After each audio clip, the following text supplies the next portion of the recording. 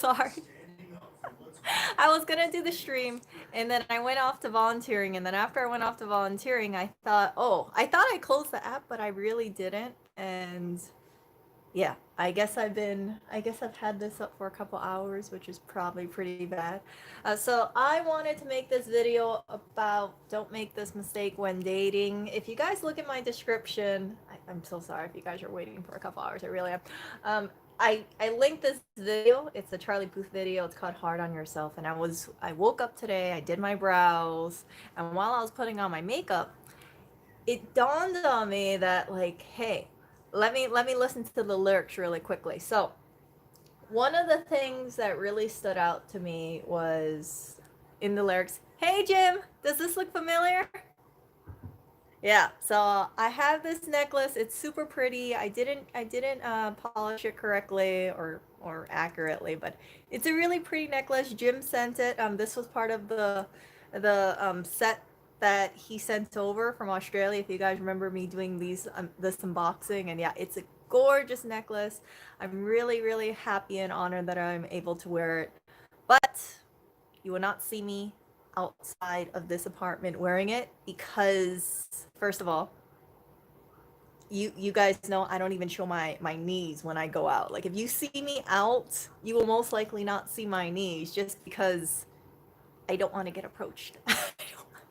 I don't want to get approached, and I know this necklace says like rob me, like for sure, right? So I always just try to keep it like really, I want to say like covered up. Like I have my jacket and like I don't wear anything. I don't even I let's put it this way. It's not like Hawaii. Hawaii, I can walk out like this. I would feel perfectly fine walking from home to work to shopping mall, walk to grocery store. I would feel completely fine. But I would not feel. Oh, someone texted me. I would not feel comfortable. I would not feel comfortable walking outside of the apartment, going like 2 blocks. There's a lot of theft that's been going on. There's been home invasions going on. There is, yeah, thefts, home invasion, shootings, robberies, all within a beautiful 1 mile of where we live. And I only know this because I have this app on my phone. I think it's called Citizen, and it tells me that hey, someone just got shot like half a mile away from you, and I'm like, so anyway, that's why you will not see me wear this kind of stuff outside. I want to keep everything safe. I don't want to lose it. I don't want to get robbed. And if I was in Hawaii, again, I would not mind. But here in New York, no. So anyway, while I was doing my brows, if you guys check out the description, you guys will see the lyrics in the video. It's a really good song, but I saw a problem with it, and it said, where did it say? Oh, where is it? Where is it? Then why you gotta be so hard on yourself? Yeah, why you gotta try so hard? Counting calories and counting carbs, blah blah blah. Um, you were born like that. No Maybelline. When you first wake up, you're bad to me. And then it says something like you're perfect just the way you are. It will be all right. Why are you so hard on yourself? Now, you guys know, and I've said this in videos before, I'm not a very big makeup wearer. I'd say 99% of the time, I'm not wearing any makeup. I actually should be doing my brows more because I have like, my eyebrows are naturally uneven, and I don't know if they're even right now. They're probably not, but it's okay. Anyway, but the thing is personal story here. Um, as you guys know, I'm friends with like 2 of my exes, and I speak to them every so often. I don't like every day, but like once in a blue moon. And one ex in particular, we broke up because I felt like I wasn't a good fit for him, and the backstory was is that I was trying to improve myself, and then he got really jealous about it or something like that, and he iced me out for 2 days, and I was really hurt by it. And it was a combination of other factors, but that was also the tipping point. So I broke up with him, and he's a really good guy. I don't have anything bad to say about this person. It's not like he cheated on me or anything like that, but I just felt like we weren't really a good fit. Now, fast forward, about, I'd say, like a year later, right? He tells me about girls that he's dating, and one of the things that really stood out to me about two of the girls that he was dating, like he's comfortable telling me about these girls, and I'm comfortable hearing about it, is this. He told me, he said, "Oh, Erica, there's this girl that I'm seeing. I really like that she takes care of herself." And I know that when I was dating him, I was minus like the back end of it, but like most of the time I was just like kind of like you. I don't want to say like I look like I rolled out of bed, but it was like I would brush my teeth, comb my hair, put it up in like usually something like this, go out the door, and just like throw on clothes, jeans, t-shirt, that kind of thing. And yeah, it wasn't like I intentionally tried to look good or like glam up, and it wasn't a disrespect thing. It was just that I was really comfortable. So after we broke up and I heard this kind of word, him telling me like, oh, he was really happy that he's happy that he found someone who takes care of her. So like I saw pictures of her and everything. She does take care of herself. She's also a luxury girl, LV stuff, things like that. And now they exchange like high-end designer stuff back and forth. It's a good match. He turned into like a high-end designer guy. She's a high-end designer girl, and it works out. But anyway, what I'm trying to say is this. I think it's kind of dangerous when people think that, oh, if you listen to the words like you're perfect just the way you are, because I thought I was perfect just the way I was, and to hear from my ex, and this is like a year after we broke up, to hear from him that he was really happy that he found someone who was taking care of himself, and I saw a picture of her, and I could compare me and her. I can honestly admit that, yeah, it's you look at a woman like that, you looked at me, there's a sizable difference, and I understand why he was really happy about it. So point being is, I think people are attractive, but I also think that they can always improve themselves. If you are a woman, I would say, well, try and style your hair. If you have like wonky eyebrows, like my eyebrows are uneven, work on your eyebrows. Do little things like little highlights of stuff and see how you feel. Wear a nice necklace like this.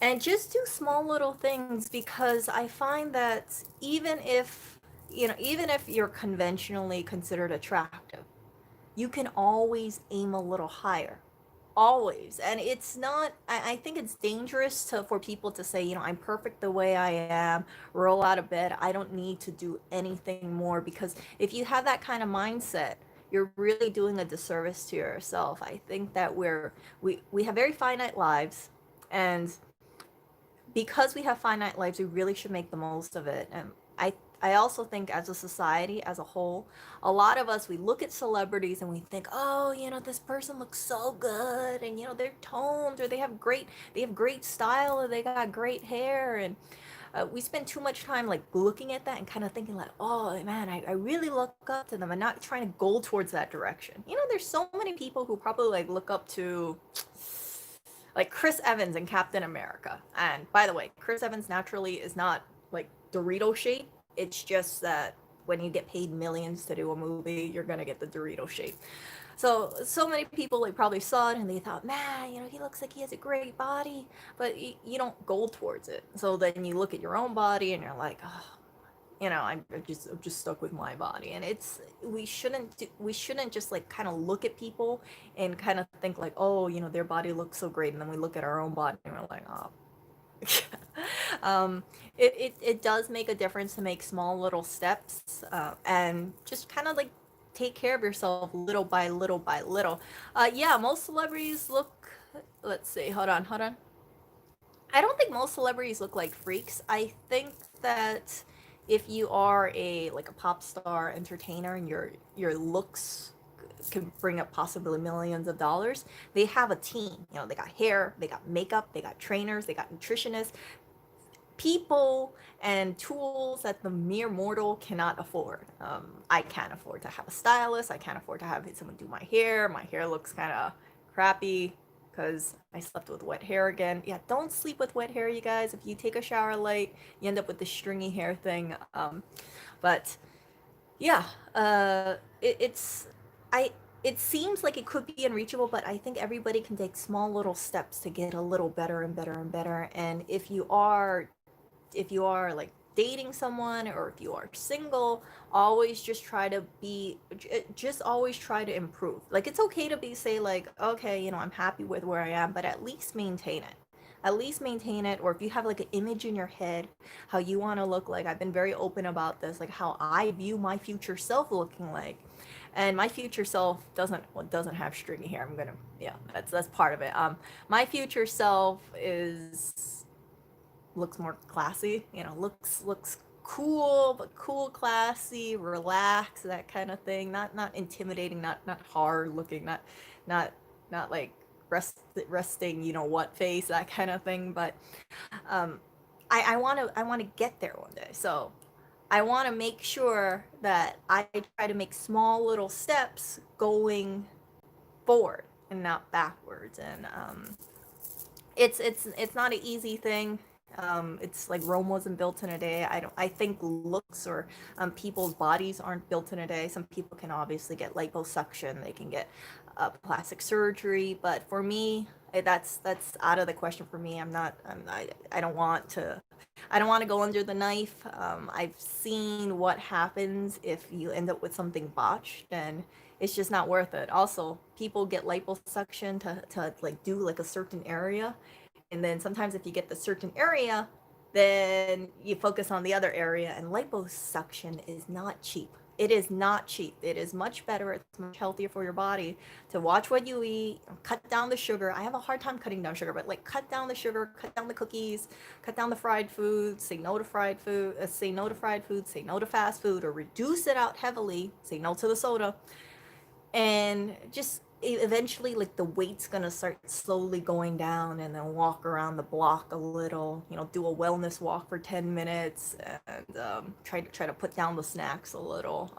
It's hard for me. Like, I'm a big snacker, but I try to eat things like guacamole and chips and nuts. Yeah, just like I swapped out a lot of my candy and my potato chips for healthier substitutes. So I still snack regularly. I'm kind of fixated on these like dill pickle peanuts. Yeah, I like them, but that's just like small little things, small little adjustments, and I really hope that whoever is in a relationship, or is, let's say if you are single, just don't have this like defeatist attitude, or don't just like let yourself go, because sometimes when people let themselves go, like let's say, like, for instance, right, I know some people are emotional eaters. I've known a number of emotional eaters in my life. Like, they get stressed out, right, so they eat, and then they gain weight, and then they feel more like crap, and then they eat, and it just doesn't do you any favor. It didn't do me any favor. I'm not really, I don't know if I'm an emotional eater, but I'm always snacking. If I'm not eating like a lot of fats, like animal fat sort of thing, or butter, or that kind of thing, like, I tend to get hungrier. So I've always been trying to like load up on like butter, animal fats, not fried foods, but just like good fats, like guacamole and stuff. So that way it keeps me fuller a little longer. But yeah, just if you are down that slippery slope where you're not in a good point in your life, and you're just like gaining weight and stuff, you just got to put like a halt to it. Because if I can tell you guys from personal experience, like, there's been times where I've been depressed for an extended period of amount of time, and then I just feel like crap, I look like crap, and then it's like you see people around you who look better, and you're like, oh frick, I look more like crap, and then just, you know what I'm saying? Like, you got to stop the decline, and then just like slowly like trudge your way up, kind of thing. And it's not going to be easy, but it is better than not doing anything, because I think if you're not moving forward, slowly you're just moving backwards. And it's one of the reasons why you see me so big about the skincare thing. I can, I can have this mindset like my skin's gonna look, not have any wrinkles or things like that. But reality kicks in, right? I'm in my 30s, I'm 32 right now. Eventually, I'm gonna start getting wrinkles if I don't maintain. So that's the whole thing where I was like, wait, if you're going on the side of a market, right? I mean, on the side of a mountain, and you got the two little the spokes. You know what I'm talking? I don't rock climb, but you know what I'm talking about. It's like that kind of thing. So I was like, okay, I'm not gonna fall. I'm not gonna do my free fall with my skincare. I'm gonna go back up. So that way, when I hit like 34, 35, 36, 40, hopefully my skin looks better. And yeah, you can wear good sunscreen. My thing is that I try to avoid the sun. So I don't like going out when it's sunny. And if it is out when it's sunny, it's, I try to like cover up kind of thing. So sun damage is definitely real. In Hawaii, you'll see a lot of people who have these big umbrellas. When I was in college, I used to carry like this big sun umbrella. I think it was called a UV blocker umbrella, but it was like $40. It was this reflective sun umbrella, and my friends used to make fun of me because they'd be like, Erica, I could see you across the campus with this freaking reflective umbrella because the sun would hit it, and in a crowd of let's say a couple hundred people, you could see all the sun rays like bounce out. And I was like, I can't get sun damage. Asians are very they try to avoid the sun, and they try to make sure that they got the visors. Like Korean women have visors. You might have seen that. They got the big visors going on. They got the umbrella. It's like anti-sun campaign. So yeah. Let's see here. Yeah, yeah. I don't walk out with an umbrella. It's strange because like in Hawaii, I have no problem walking out an umbrella, but I guess in New York, it's just I don't walk out with an umbrella. Maybe I should. Maybe I should go back into it. But most of the time I stay indoors. But I heard that if you do walk out for 10 minutes out in the sun without any sun protection, you're at risk of getting having extended sun skin damage. And skin damage really you can see people with like the sunspots and things like that. I think I have like a sunspot right there, but I'm not too sure. Either way, when I visit back to Hawaii, hopefully I can make an appointment with my dermatologist and like get those little sunspots removed because they usually use like liquid nitrogen or they laser it off. Yeah, so I just need to yeah, I want to take care of my skin and then look better. So I'm working on my serums right now, probably in about 1 or 2 months when I feel like I got it down a little bit more. I want to share it with you guys. And if anybody wants to make some serums, all serums is it's basically like carrier oil, like argan oil, jojoba oil, olive oil, avocado oil with mixed with some essential oil. So you mix it up in a certain proportion and then you slather it on your face, and all the antioxidants and all the good stuff and all the vitamins on inside absorbs into your face, and then it just kind of like it prevents dryness and things like that. And it really makes a difference. I highly, highly recommend if you guys are not doing skincare, look into doing skincare because what I noticed, and one of the reasons why I kickstarted this is that I was looking at my face and it was really cold, right? And I saw some fine lines and I was like, oh. So in Hawaii, because it's so hot and humid, I don't have to worry about that. It's like I have an oily face. I shouldn't brag about that, but I have an oily face, so it's like I never saw fine lines because it was just like always naturally well hydrated, shall I say? Or maybe it's my age. I don't know. But when I saw those fine lines, I was like, oh no, it's starting. So next thing you know, I'm researching like beef tallow. It has so much vitamins in there. If you don't believe me, look up beef tallow balm, and then you can see it's very the makeup is close to like our skin, and it hydrates really well. So I like vitamin K, vitamin A. I really like doing that kind of stuff rather than like the synthetic plastic chemically crap that I see in the supermarket. I'm like, well, what is this? Like something alpha or no the benzo whatever blah blah blah blah blah sulfates. I know sulfates are bad, but it's like all those like it's like a science experiment, and I don't really want to put that on my face. I rather have something that's a little bit more natural, and I can just like whip it up inside of the kitchen. And yeah, so I've been using that. I've been really happy with that, but I also need to watch out my sodium, because if I eat too much sodium, then I add up with puffiness.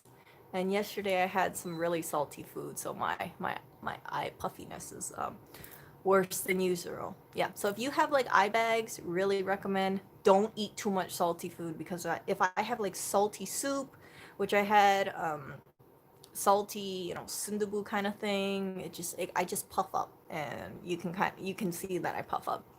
I can definitely look at my old pictures and I'm like, dang, Erica, you have so much sodium retention on me. So let me check over here. Let me read chat really quick. Yeah, good. So Jim said good quality natural stevia is good for cooking, no sugar or artificial issues. I I tried stevia. I don't have any issue with that. Right now I'm taking this, like, I think erythritol slash monk fruit sugar, and I use that for coffee. So I try not to use regular sugar when I make coffee or tea or sort of things. The only sugar I'll use all natural that I don't mind is honey.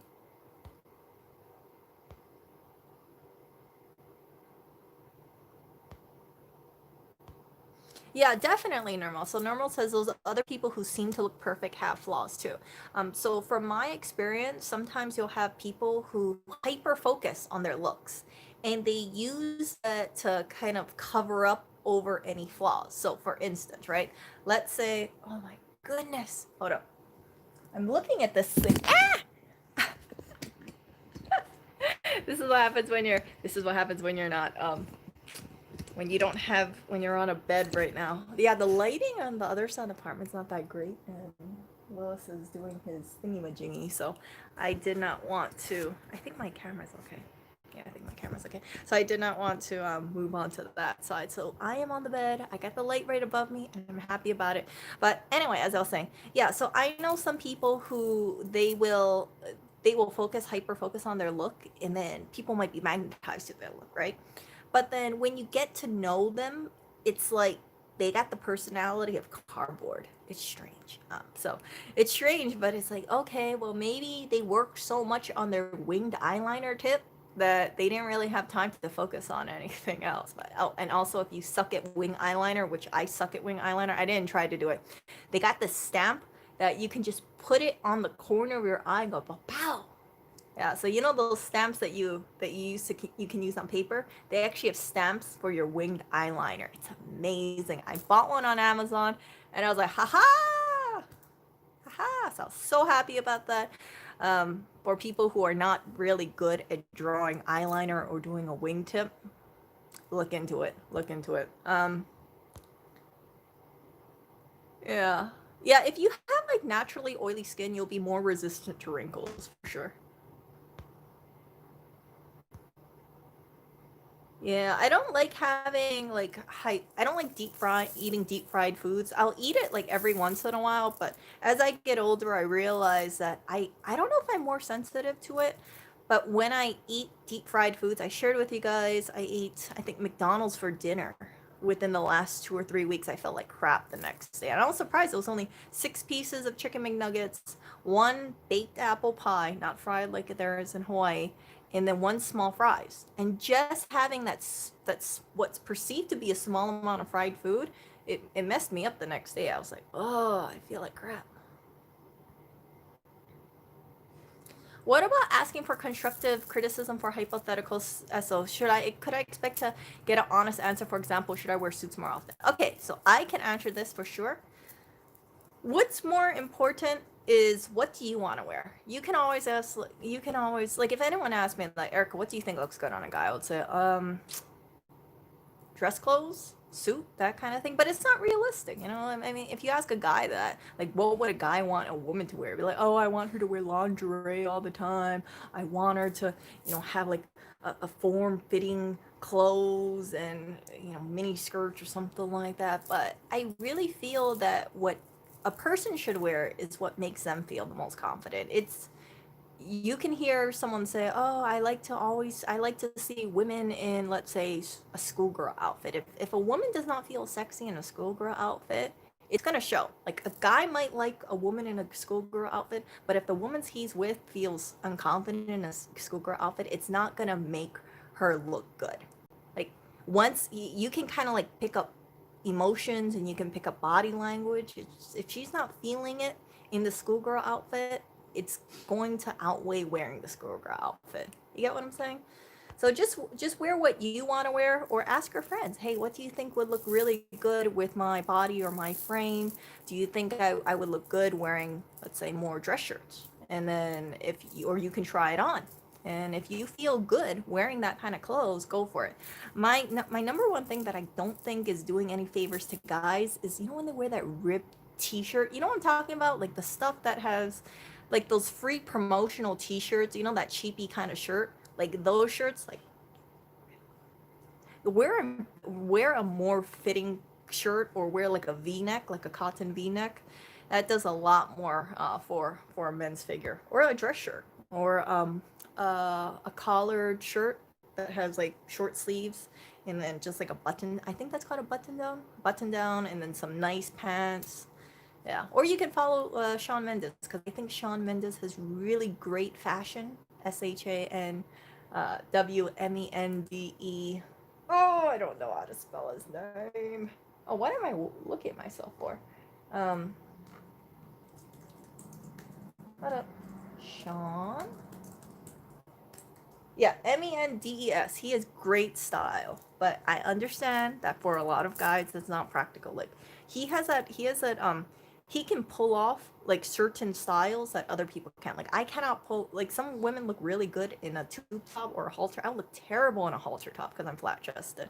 So wear what makes you feel good, or what makes you feel confident. But whatever you see in your head, like if you had to think about, like, man, what how, like if I had to think about, like, imagine yourself, right? Like close your eyes, think, if you could give yourself a makeover, how would you look like? And then just run with that. So if you see yourself like looking really good in a polo shirt, and you don't wear polo shirts, like try a polo shirt. See if be the person that you envision in your head.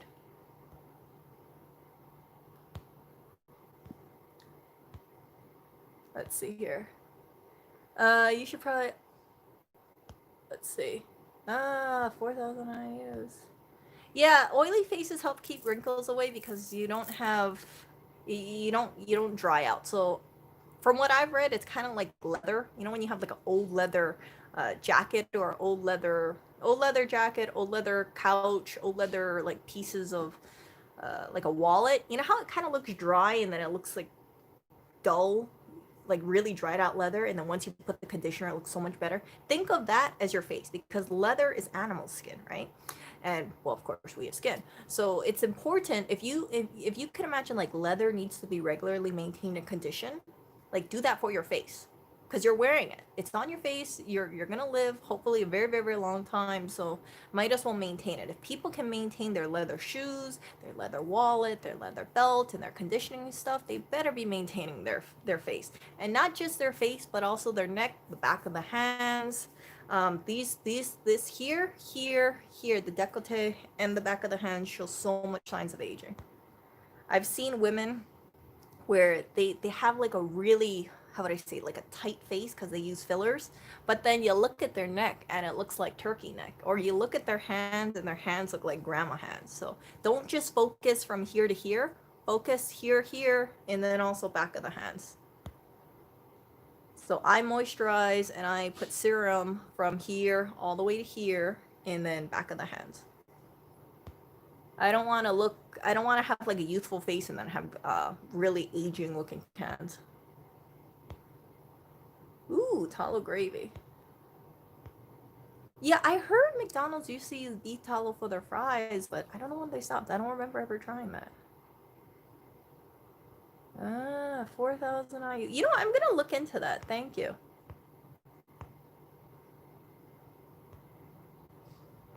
I have a tripod. I have a tripod. It's just that I'm on the bed, so because I'm moving like that, that's why it's moving too. There's no way I can be holding this at the same time. Wow, winged eyeliner. Yeah, normal. Having oily skin is really good because you're gonna be less susceptible to having wrinkles. It's really good. Let's see here. Oh, okay. Jim is lucky. They don't have the corn syrup crap. Yeah, in the US, we have like so much corn syrup and everything. We got corn syrup and, well, of course, the candy, the sodas, the the salad dressings. Some people they have salad dressings and they think they're eating super healthy. And when you look at the ingredients, you're like freaking corn syrup on here. So much sugar. I feel like it kind of outweighs whatever benefit you have from eating the salad.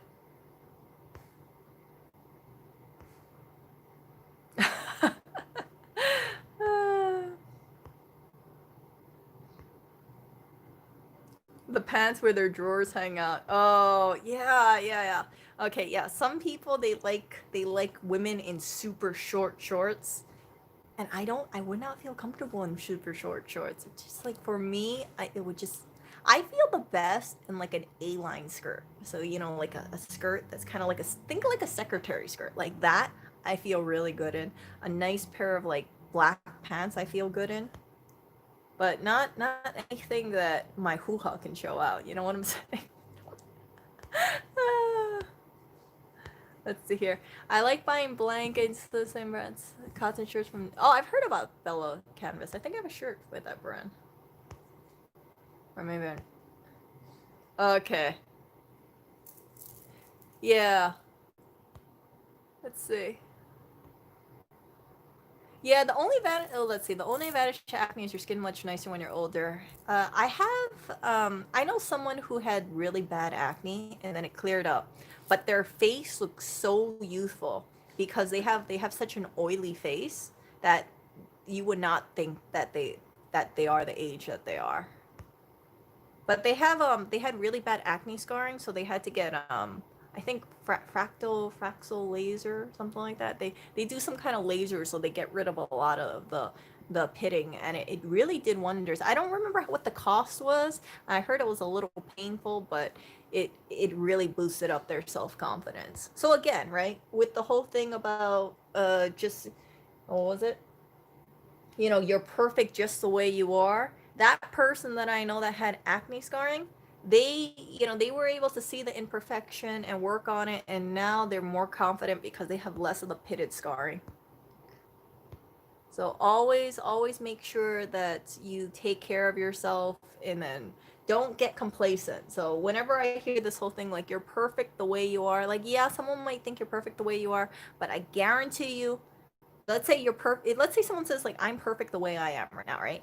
If I just did not take care of myself and I just started downgrading, you know what I'm saying? Like if you don't move forward, you're slipping behind. It would be less than perfect. So always move forward. Don't stay stagnant. Don't move backwards. Like an escalator, right? No, what's an escalator? Like a treadmill, right? You always want to just move forward.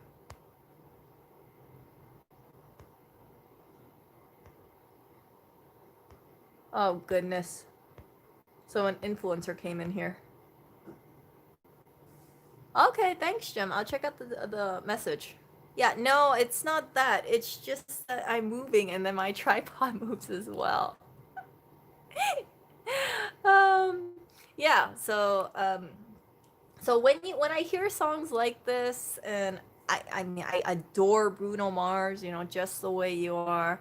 When I think about it, right? Like the women in the videos, they look great. So yeah, when a woman looks like a supermodel, or she looks like she could be in a music video, like of course they're like, oh, you're perfect just the way you are. But there's also some people who can look past the looks and see a person just for their personality. And I've seen couples where, of course, the two are not going to be, they're not considered aesthetic, but the love that they have for each other, even if they've gained like 50 pounds together over the years, it's such a strong bond. I knew this one couple, they were together for about, I think 40 years, and of course, over time, the woman, she was a gorgeous woman back in the day, but she gained about 50 pounds. And even though she gained that weight, her husband, you can tell just based on the way he was towards her, he adored her. He thought of her like a goddess. And even so, even though she gained a lot of weight, she definitely wouldn't be someone on people's like 50 most beautiful, in terms of the looks, right? She's not gonna be a supermodel or anything like that. But he just saw her through this filter, through her, because he had so much love for her that he didn't care about her gaining weight. And unfortunately he passed away, but I will always remember like the amount of love and respect that they had for each other. It was just mind-blowing. It was goals. So yeah, so yeah, eventually, right, eventually we're all gonna get older, we're all gonna wrinkle up. I don't know any 80 or 90-year old who who's considered hot. But I think that towards, between now and hitting 90 or 80 years old, or actually, we can always just try to be a little bit more fit, take care of ourselves a little bit more. If you got a wonky eyebrow, try to cover up the wonky eyebrow and just enjoy life. Enjoy life, and don't spend your life envying other people. Don't be like, oh yeah, I see that chick down the street and her hair looks so great and my hair looks like crap, and I wish I had nice hair. Like, she had to put work in her freaking hair to look that good. And from the women that I know, they spend a lot of money on their hair, so they have to constantly get their roots touched up. They got their highlights on. They got the deep conditioning, hot oil treatments, perms. Some of them get perms, so it's not like they just rolled out of bed and the highlights appeared. There's a lot of maintenance costs. Same with the nails. Some people, they'll be like, oh, I like women wearing, having manicure nails. Manicure nails are not cheap, okay? The fake, like the acrylic nails with like the white tips that you see a lot of famous people wearing. Yeah, you gotta get that thing touched up. You put the fake nail on your nail, for instance, right? And then your nail grows out. So you're gonna have a gap between your fake nail and your real nail, and then you gotta go and get that thing filled in. So can you imagine that? Like, my nails grow out really quickly. I will have new growth within a week. So I would have to go to the manicurist every single week because my nails grow so crazy fast, to make sure my nails always look on point. Either that, or my nails gonna be like, oh, Erica, how come you didn't get your nails done? Well, I just got it done freaking last week. It's just my nails grow really quickly. So don't just think like, yeah, they do it one time and that. There's a lot of ongoing costs. I've known women where they take a lot of pride getting their nails done, going to the manicurist, getting the fills, doing like touch-ups, getting the cute little rhinestones or whatever. And then you ask them, yeah, how much is it to get the nails? Oh yeah, I think the fills were like $30. I get my nails retouched like every 3 weeks, and then if I want to get a new design, it's like $80 a pop. I'm like, $80 a pop for your freaking nails? Like, they do also have fake nails, the kiss nails. You can find that in the I want to say the grocery store, but like CVS's, Targets. They're basically these fake nails that you just glue on your nails. If you have to go to an event, I would highly suggest getting those things done. Look up Kiss. I think it's Kiss nails. I bought a whole bunch of those in Hawaii, by the way. Yeah, Kiss nail kits. KISS and then space nail kits. Uh, the only thing is that like sometimes you can see the tab marks, so you got to make sure you file them. But hey, those things are like $6. It's a fraction of the cost of going to the salon. And you know what? If you some of them you can glue them down, or some of them they got the little sticky tabs on it.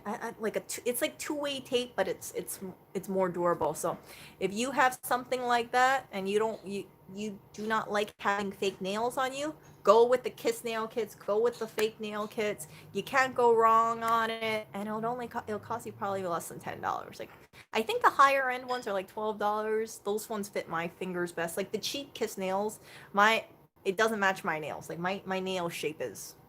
I wish it was more standardized, but it's not.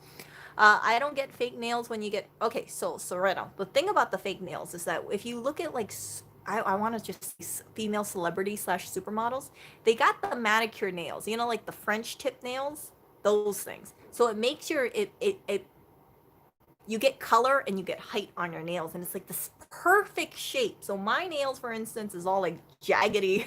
Look at all this. I just cut my nails recently, but my nails grow so fast. But so whenever I cut them, I'm like, what the? My nails are like out of sync again. So anyway, your nails are all like one standard shape. They all are one height, and if you want to have extra long nails, then you gain let's say half an inch or more of an inch. My nails will never ever grow that long because my nails chip super easily. I've taken things like biotin, I've taken other things, but for whatever reason, there's sometimes I just like comb my hair with my fingers and my nails chip.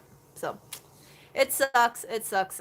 But so that's why people get fake nails. And for women with like short stubby fingers, my fingers are not the longest. If you get fake nails, it elongates your fingers. So look at like Kylie Jenner. She usually wears a lot of fake nails, and you can see all the things that she does to her nails, the different shapes.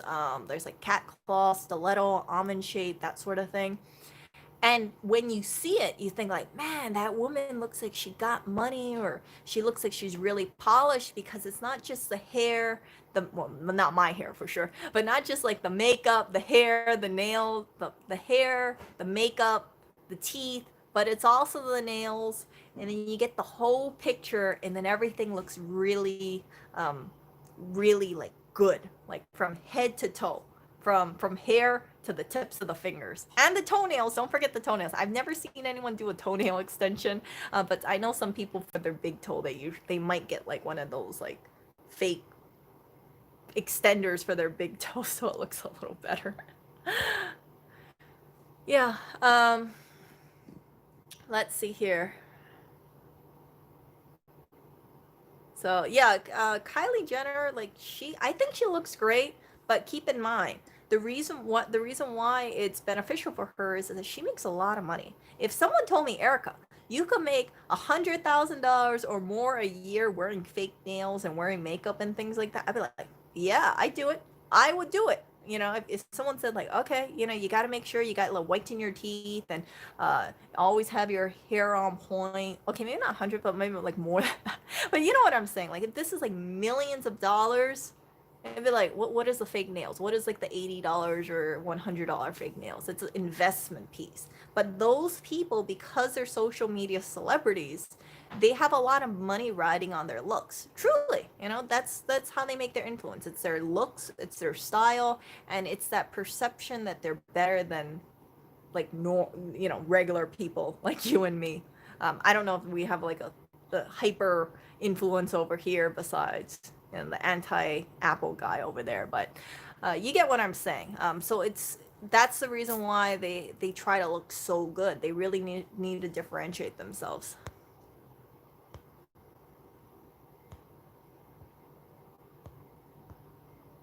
So yeah. So if you I oh and sorry. I wish I had a mount for this thing where it would just stay in one place. I really wish I did.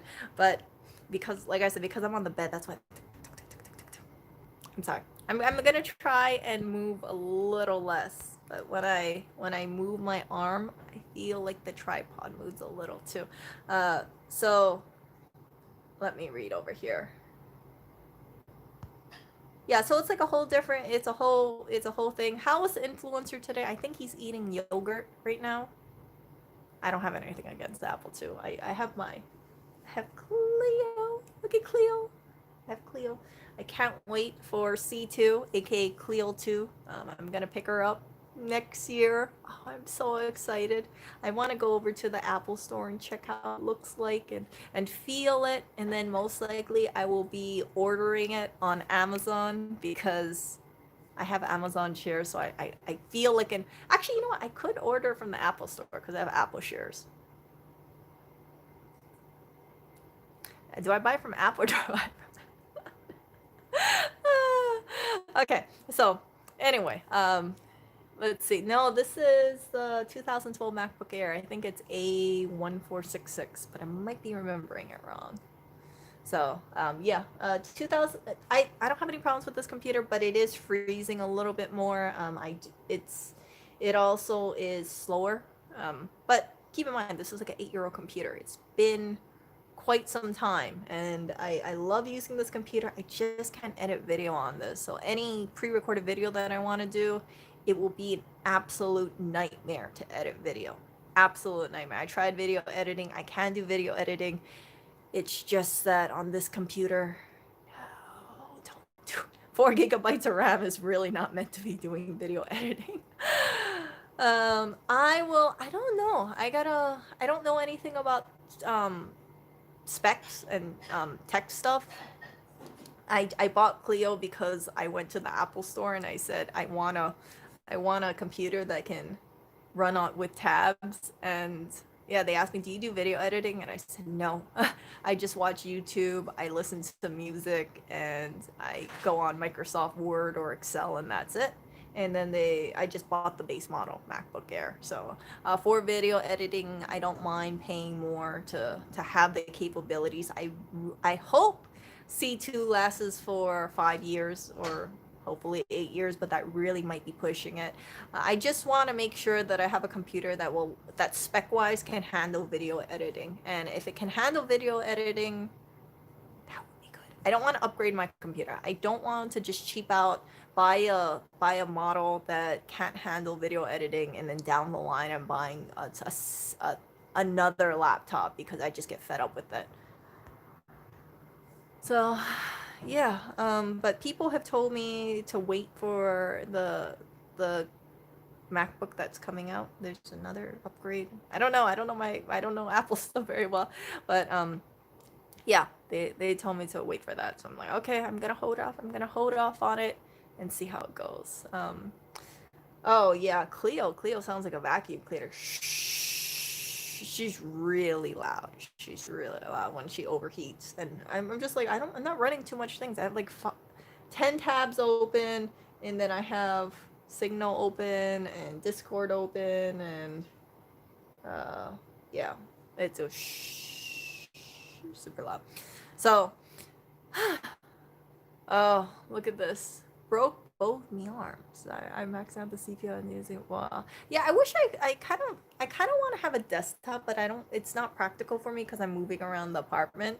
So I like having a laptop, because laptop I can move from the bed, I can go from the kitchen, I can go on the couch. It's just I don't have to stay stationary all on one thing. There's times where I'm doing laundry and I have my laptop right next to me. Ugh. Let's see here. So, let's see. What was I gonna say? Yeah, so I'm going to wrap this video up really soon because I don't want to make a 3-hour video, you guys. But overall, don't want to repeat myself too much. But if you guys are in a relationship, or if you are single, I would encourage you guys, don't think about this whole I'm perfect the way you are, the way I am. Think like I can always improve, but where I am right now is fine. In the sense that, like, I don't think I'm unattractive, but I think I can always do better. And most people, unless actually no, even supermodels wear makeup, right? They are gorgeous. They have the body, they got the features, they got the height, but they are reliant on their hair team, their nail team, their makeup, their dentist. They gotta wear veneers.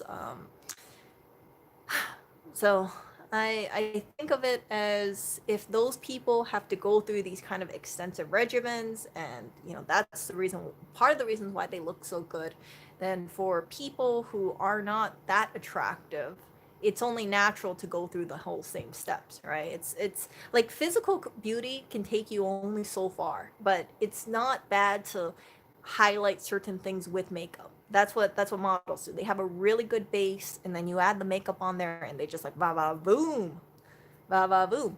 So um, so do not see makeup as like a way to cover things up. I know some people, they have this unhealthy perception about makeup, like if you wear makeup, then you want to hide something. I think that you're working off of a canvas, like a blank canvas, and then you're trying to do like little accents. So if you line your eyes, right, or you add mascara, you add on to your lashes. Or if you have like wonky eyebrows, I shouldn't really be bringing up my eyebrows, but if you have wonky eyebrows, you're kind of filling it in so that way it looks a little bit more even. And then you add like some shimmer over here so that way your eyes look more like sparkly, shall I say. And then you can like line the bottom, or some people, they add like white pencil on the tear ducts. Tyra Banks recommended that. And then it makes you look a little bit more awake. Or you wear like lip color, and then it just kind of like balances out everything. If you don't wear lipstick and the rest of your face is done, it just looks strange. It's like shiny, painted. I shouldn't say painted, but you know what I'm talking about. And then you got like blank right here. So yeah, it's and yeah, makeup is not a bad thing.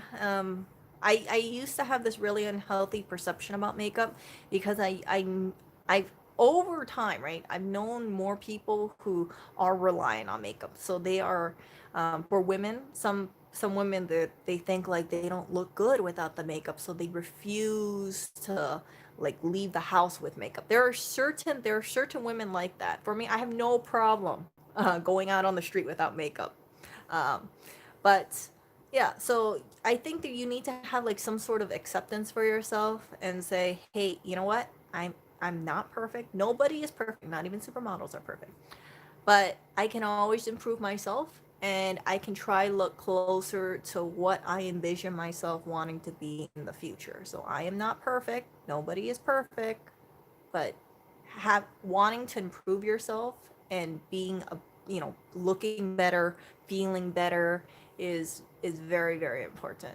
I don't take that thing for granted, and I've seen people over the years, they get into depression, or something happens in their life, they get into depression, they stop taking care of themselves, they look in the mirror and they say, they think they look like crap, and then they just like let themselves go, and next thing you know, the 10-pound weight gain turns into the 20-pound weight gain, to the 30-pound weight gain, to the 50-pound weight gain, to the 70-pound weight gain. And at that point, they find it really, really hard to get back on track because they have just kind of gone on the decline. I don't think, of course, I don't think if you gain like 70 pounds or 100 pounds or 200 pounds, I don't think it's like the end of the world. You can always climb your way up. But it's important to say, hey, this is where I'm at right now, and I want to do better.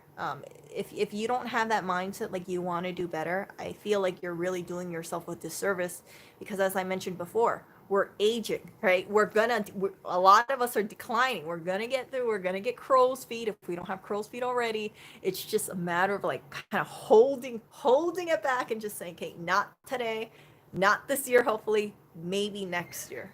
And yeah, so let's see here.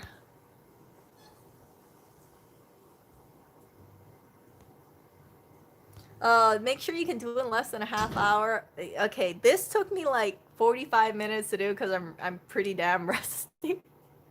I was like looking at my lipsticks, and I was like, oh, which color is gonna look good? And so I asked Lewis, I was like, do you think I look good? And he was like, that looks a little deep. And I was like, so I had my micellar water or something like that.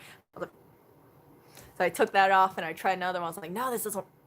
Yeah, so that's the backstory about it. It's like any look that you see, it's not just like, oh, I knew exactly what I was gonna wear. It's like a lot of trial and error, and testers are incredibly important for makeup, because if you don't have testers, right, it's like how would you know what color works on you? And I feel bad with the whole COVID thing, Whoops, I shouldn't have said that.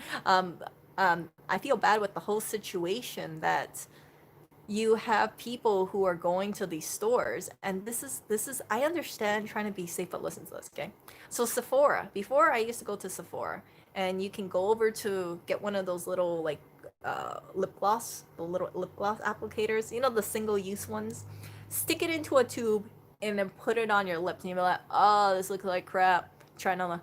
Oh, this looks like crap. So I used to go through like six, eight, 10 lip glosses at a time and be like, oh, I want to find a good color. Because I'm not that kind of person that can see a lip gloss color and knows what looks good on my lips, because I don't really know the color of my lips. I really need to try it on.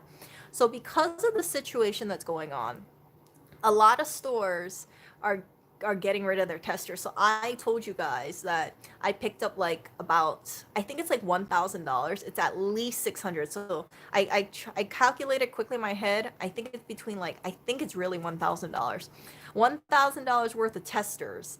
And this is like foundations and skincare, and it's like everything a person could ever need. Like just imagine like a beauty store. They got rid of all their testers. So I have like a whole bunch of things. It's in containers, and it's kind of crazy because I have something like 31 lipsticks that I have to sanitize.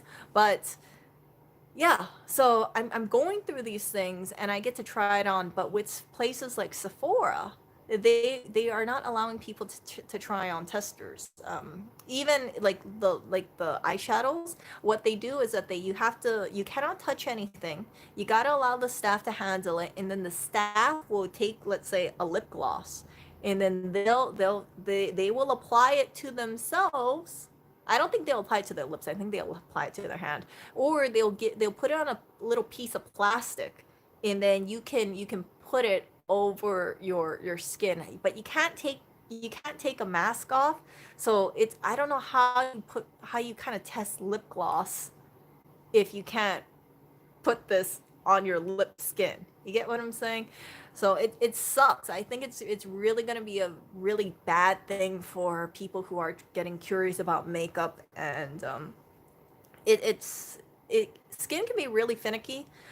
For me, it's hard for me to find like a red that really looks good. It's a lot of trial and error, and if I had to go to a store and then kind of like eyeball, like, Erica, which red do you think would match you well? And I'm like, I don't know, because there's orangey reds, there's dark reds, there's red, bright red, maroonish red, burgundy red, just yeah. So without testers, it's a really bad thing. So let's see here.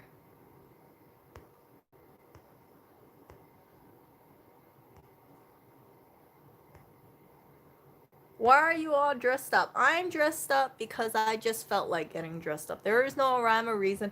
Part of it is that I just wanted, I woke up, I did my brows because I was trying to build good habits. And then I was listening to this Charlie Puth song. It's in the description, and it said like, you're perfect the way you are. And I got I don't really believe that. I don't think anybody should think that they're perfect the way they are. I think it's better to have this whole mindset like you can always improve. Oh, exfoliating masks are great. I really am right now I'm using like uh, a I think it's a brown sugar strawberry mask. It's by Skin Food. It's a Korean brand. Oh, it smells so nice. It smells like strawberry jam. If you guys want an exfoliating scrub, look up. I think it's Skin Food strawberry. It's either black sugar or brown sugar mask. It's. Let me look that up. Skin Food straw.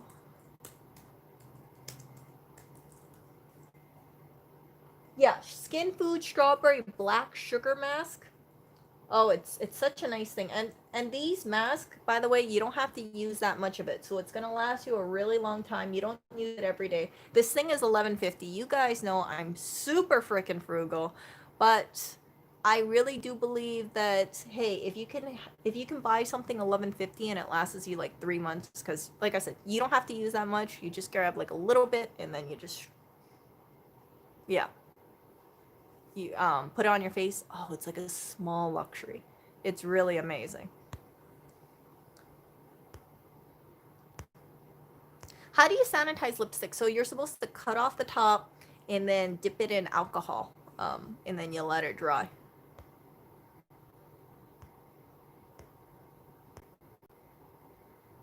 My date. I didn't have any date. I went I went to volunteer, and then afterwards I completely forgot that I didn't. I thought I canceled the stream, but I didn't. So I imagine like some people might have seen the stream for about, I don't know, 4 hours or so, thinking like, when is she gonna get on stream? And then only when I like checked on my phone, I was like, oh, let me do a stream. I was like, oh, crap, I didn't cancel it.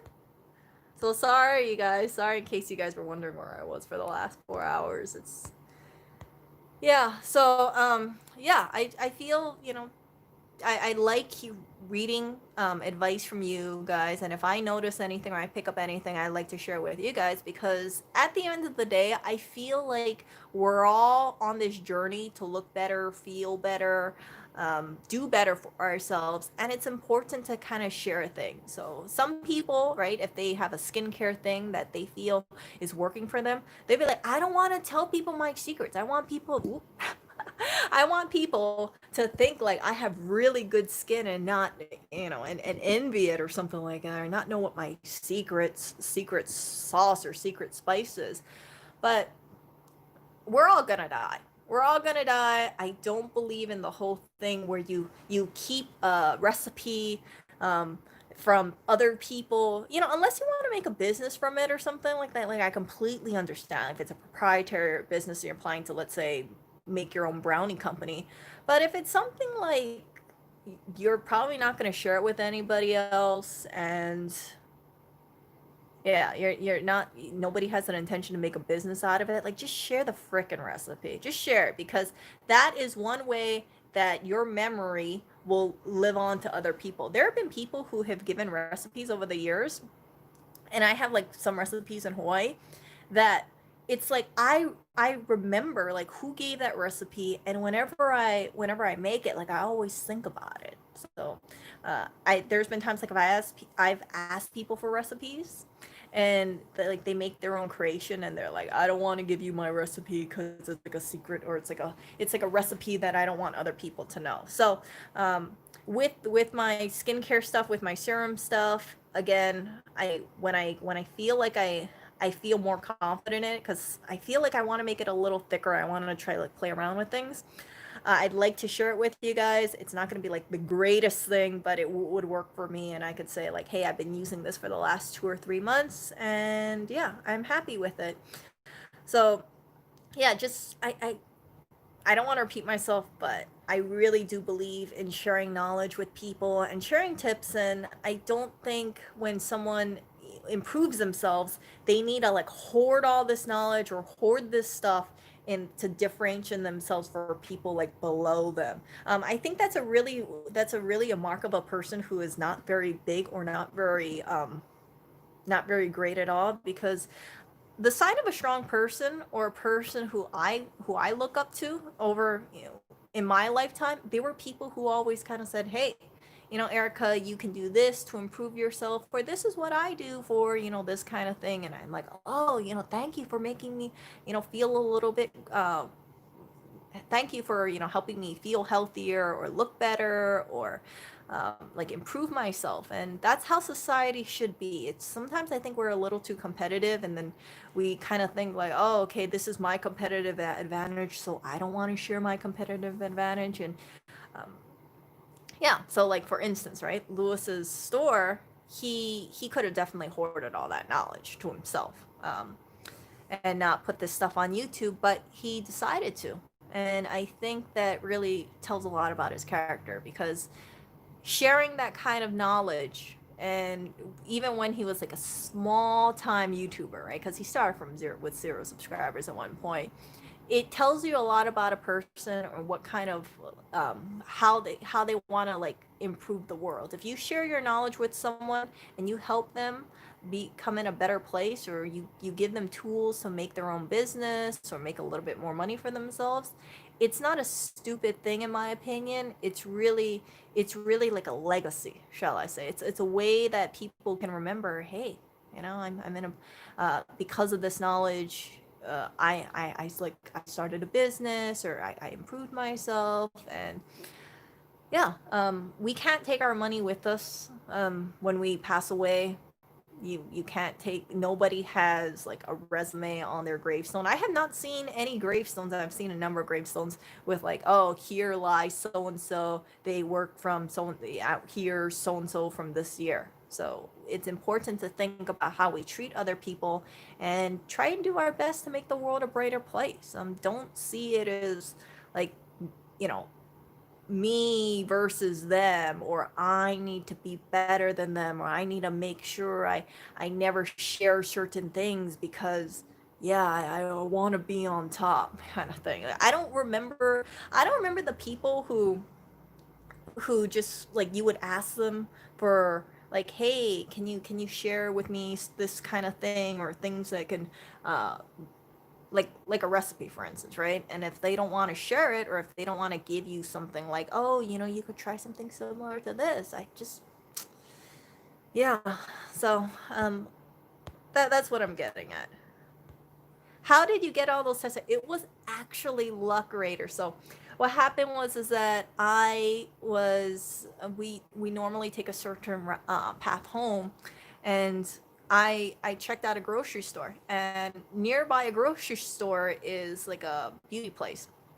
So because I was checking out the grocery store for stuff, I thought, hey, that beauty place across the street, it seems like it has a lot of trash. So I wanted to go over there. So we went over there, and then I did the feel up. So what I talking about the feel up is this, okay? So imagine a bag. If you guys are a diver, right? I know this is like the most glamorous dumpster diving tips right now. If you guys are a diver, this is what you do. Because in New York, all the trash bags are on the sidewalk. You grab the bag and you lift it. If it's really light and you do the pat down, like you hug it, then you can kind of tell instantly, is it paper, is it trash? If you feel like a container in there and it feels like a bottle and it's light and you squish it, then you know that's an empty bottle. So it's like common sense, right? But I was feeling this bag, and I was like kind of like hugging all these bags, kind of feeling it up, like giving it a massage, and I felt what felt like it was really heavy. So I opened the bag, and then I just saw makeup. I just saw makeup, and I was like, ouch! So I lug up my bags out, and then I also have this duffel bag, a foldable duffel bag, and it's like I was like the freaking bumblebee over here, because I had about 40 pounds of stuff on me, so it was like digging into my back, digging onto my arms, and I grabbed as much as I could. I was cursing the whole ride home, because it's like, can you imagine having that weight on you, on these like little straps cutting into your skin? I got home and I looked at it, and I was like, oh my goodness. So I was super happy about it. I've been organizing it. I've been using like the cat food as like the cat food trays, and I just really lucked out. So the reason why these things were probably tossed is, when I was doing research, is that they said that a lot of businesses, they want to deter people from using testers. So what instead of having, let's say, like Sephora, right? Sephora has staff who will just say like, oh yeah, you can't use the testers, but if you want to see the color, I'll put it on myself. The staff employee will say that, right? They'll be like, oh yeah, you want to see this like lip stock, here's how it looks like on my skin, me being the employee. So instead of having employees handle it, or worrying about social distancing kind of thing, it's much easier for other people to just say, screw it, get rid of all the testers. That way people do not stay in one area for such a small amount of time. You guys know, if you've ever been to like Sephora, everyone's trying on like the eyeshadow, the foundation, the lip glosses. Everyone's like huddled up at the small little mirror, being all like, um, and employees are giving away fragrance samples, right? So, oh, that's another frugal tip. If you guys are gonna go on a date or something, Or what I would recommend, you can't do this anymore because of the situation, but I used to go over to Sephora and then try on all the samples and be like, oh, I like this. And then I'd spray it on myself. And then I'd ask the sales associate for a sample and they'd give you like a little vial. They'd spray it right into a vial. And when I went on a date or something, I'd had that little free vial on me. I'd be like, yeah, I got that Gucci perfume, rocking it. No one's gonna know, and it was free. So I am one of those like frugal people. I don't like buying perfume because perfume goes bad after I think it's like after a year or two, a couple years. It kind of changes the scent. I bought Ferragamo Encanto Dream. That was one of my favorite perfumes. They don't make it anymore, I think. But yeah, after a while, it's like I would smell it. I'm like, what happened? It smells a little different. And then I read up on it, and they said, yeah, perfume, if you don't use it, or if it gets in the sunlight or something like that, it can kind of change the smell of it. And yeah, so from there, I decided I don't want to buy perfume. I'm just gonna get the samples. So if any of you guys, guys, girls, go hit up for sample vials of cologne or perfume, and you don't have to pay like $150 or so for perfume. You could just grab the little sample, like whisk it yourself before you see your date. Don't go crazy on it, right? Like just pss, pss, or pss, pss, that kind of thing, and be like, yeah, I smell expensive, but I paid $0. Yeah. So let's see here, one moment, let me read something. Do I have any good family recipes to share with you guys? Yeah, I do. I have a really, really good banana bread. Unfortunately, it's in Hawaii, so. But yeah, my mom made these banana muffins. They were so good, and she got them from like a cookbook. It was like a local cookbook, local Hawaii cookbook. I think it's like McKinley High School or something like that. But yeah, I want to share with you guys those bananas. They're so good. I love those banana muffins. Oh, haupia, so good. I love haupia. Wow, some philosopher said you die twice. First when your body starts decomposing, and second when your name is mentioned the last time. Yeah, so yeah, I want to live a life that I like. Of course, I hope to live a really long, healthy life, but my goal on life is to leave the world a better place than I found it. I don't want to just I don't want to go through life and then just feel like I'm just going through the motions. I feel strongly about like uplifting people, uplifting the community, making a difference. And I know some people will be like, okay, Erica, really dumpster diving? I'm like, you don't understand. Like I help out with dumpster diving, and then there's people who go to these fridges and they get free food and they're just so happy. They're even if it's just like a pack of cheese, like a free pack of cheese, which is like $2 or $3, they're so happy to see that pack of cheese.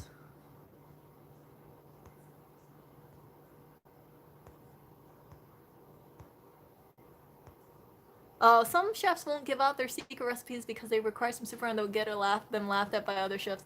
Ah, yeah. Yeah, some people they use like MSG.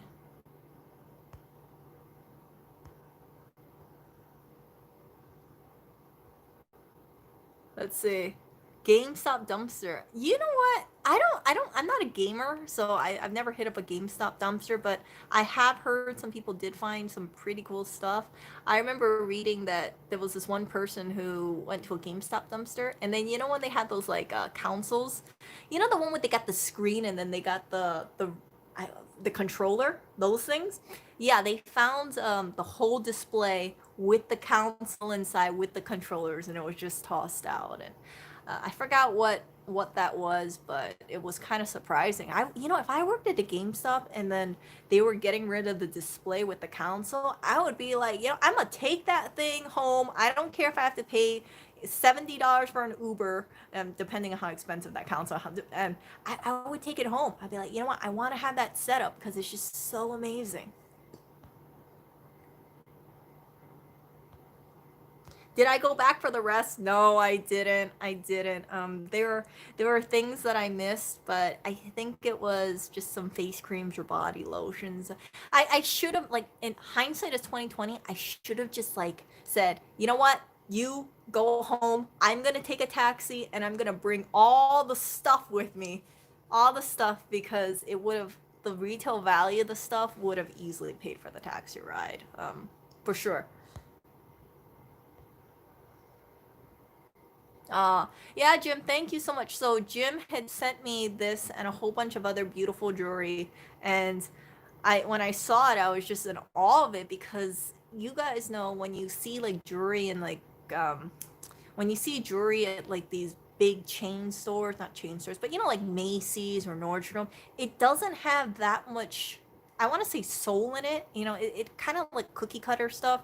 So when I was looking at the things that he'd sent over, I was like, wow, you know, these are some really unique pieces. And this kind of stuff, if this was like at a thrift store, there's no way I would have found that. An employee would have taken it, and I'm just really honored to be able to give it a good home. And I need to polish it, but this is something that I'm definitely not taking for granted, and it's just such a beautiful piece. Whoever purchased this, they had really good taste, really good taste. And there's this other necklace, the one with the stones on it, Jim. You know what I'm talking about? The orange and white stones. I think it's such a gorgeous necklace.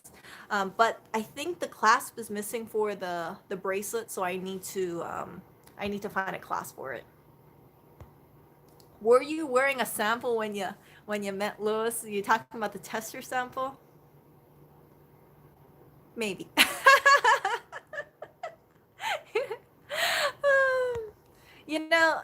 It's just people, if you want to make like if you want to take one of those samples, you guys, you don't need that much spraying to do. So if you go to get a sample, right, at let's say one Sephora store, and guys, if you go to a Sephora show, really, it's perfectly fine because they got men's cologne over there too. So you go to a store, you get the little paper strip, you smell it, and then you can spray it on yourself. So the whole point of the testers is this: sometimes you can get a smell, and it smells really good on paper, but it smells like ass on you. Like, it smells terrible. So I'm not very good at picking up my own scent for some reason. So normally I would bring my friend over and I'll say, "Does this smell good on me?" Like I'd spray my arm and like, "Does this smell good?" And they'd be like, "Oh yeah, this smells okay." And I'm like, "I want to smell sexy."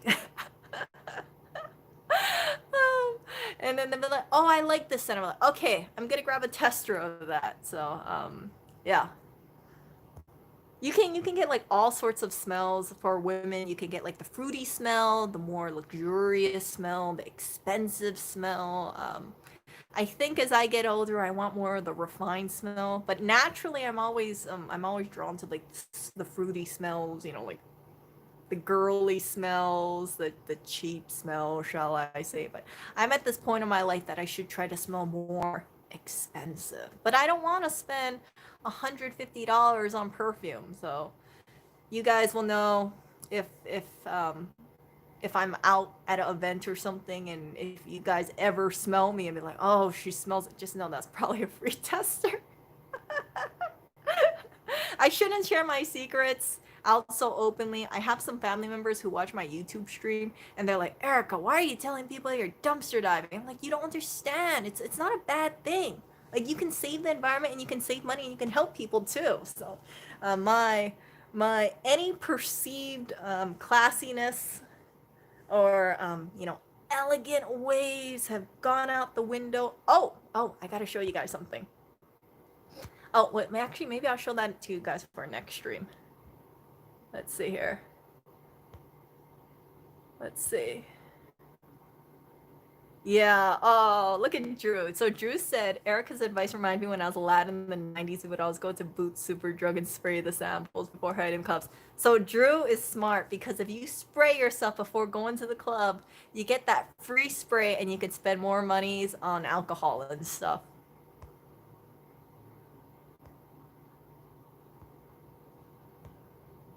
Let's see here.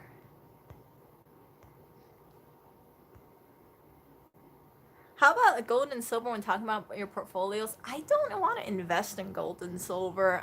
Commodities is not a bad idea, but I could, but I just rather focus on other things instead. Yeah, so go into Sephora, try on their colognes, The great thing too is they also have, you can not only get a sample of their perfumes, you can also get a sample of skincare stuff too. So I remember that there was this really expensive like hair cream or something, like finishing touch cream, that they said like the Kardashians use, and I was looking at the price of this stuff and I was like, oh my gosh, it's so expensive. But they said like, oh yeah, you're supposed to like use it as a finishing cream, and then after you like flat iron your hair, you use that and it's like super shiny.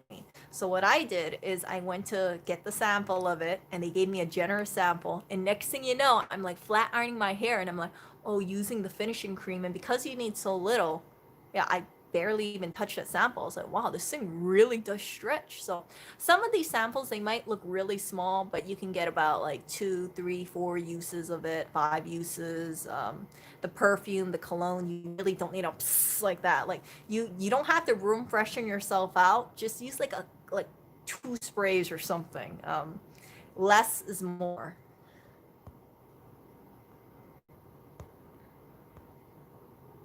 Is it true ace agents don't read about? I don't know about me. I don't. I definitely have to wear deodorant. I definitely have to wear deodorant for sure. So yeah, look into, you can't, like I said, unfortunately you can't do that with Sephora right now because of the situation. They don't give out any samples. The only samples I heard they do give out is like the prepackaged stuff, so the stuff that's already made by the manufacturer, not the, so before Sephora, like if I wanted to try hair cream on, right, they take the tube, they squeeze a little into a little tester pot, so it's like about this, it's like a quarter size, it's like this big and then this tall, and they would just squeeze it directly. But now because of the situation, they're only giving out samples that is produced by the manufacturers. They're not squeezing their own out or spraying their own out, so kind of sucks. But I'm really looking forward to when this whole stuff, you know, eases off, and then people can go out, enjoy their day, load up on the free samples, hit up multiple Sephora stores, hit up other stores as well, and just take advantage of really good product for a very, very, very good price. Yeah, so a lot of the stuff that I like, perfumes and stuff, I never bought it because I was like, I'm just gonna use a tester, and then, oh, wait, I do have testers. Hold on, hold on. Oh my goodness. Hold on, let me show you. Let me show you this. Let me show you the tester. Hold on, hold on. Oh my goodness, I gotta. Hold on. Okay, I hope this thing doesn't knock over. 1 minute.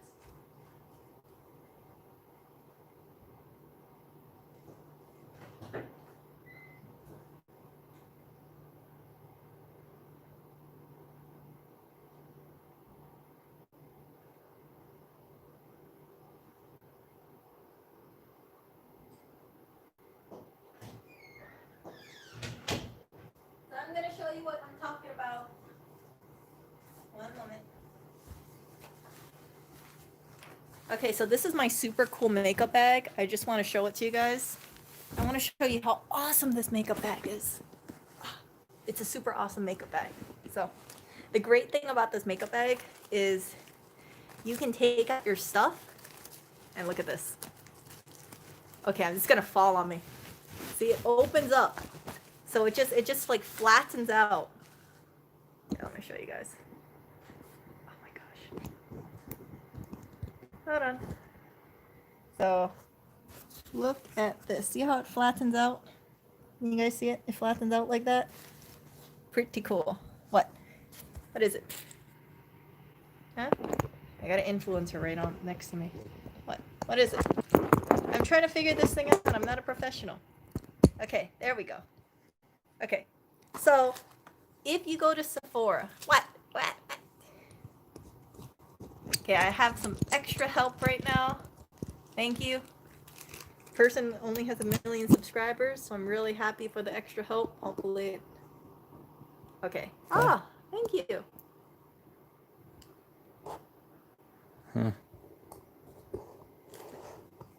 Oh, that does make a difference.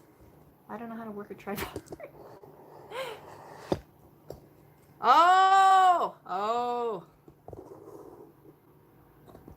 See, now it won't fall even if I hit the bed. What? See? It's still bouncing though. It's still bouncing. Okay, Good. okay. So you can see that I got a sample of a Sephora perfume, and what they do is they get the spray bottle and they spray it directly into the tube. And oh, this one's empty. Oh, this one's empty.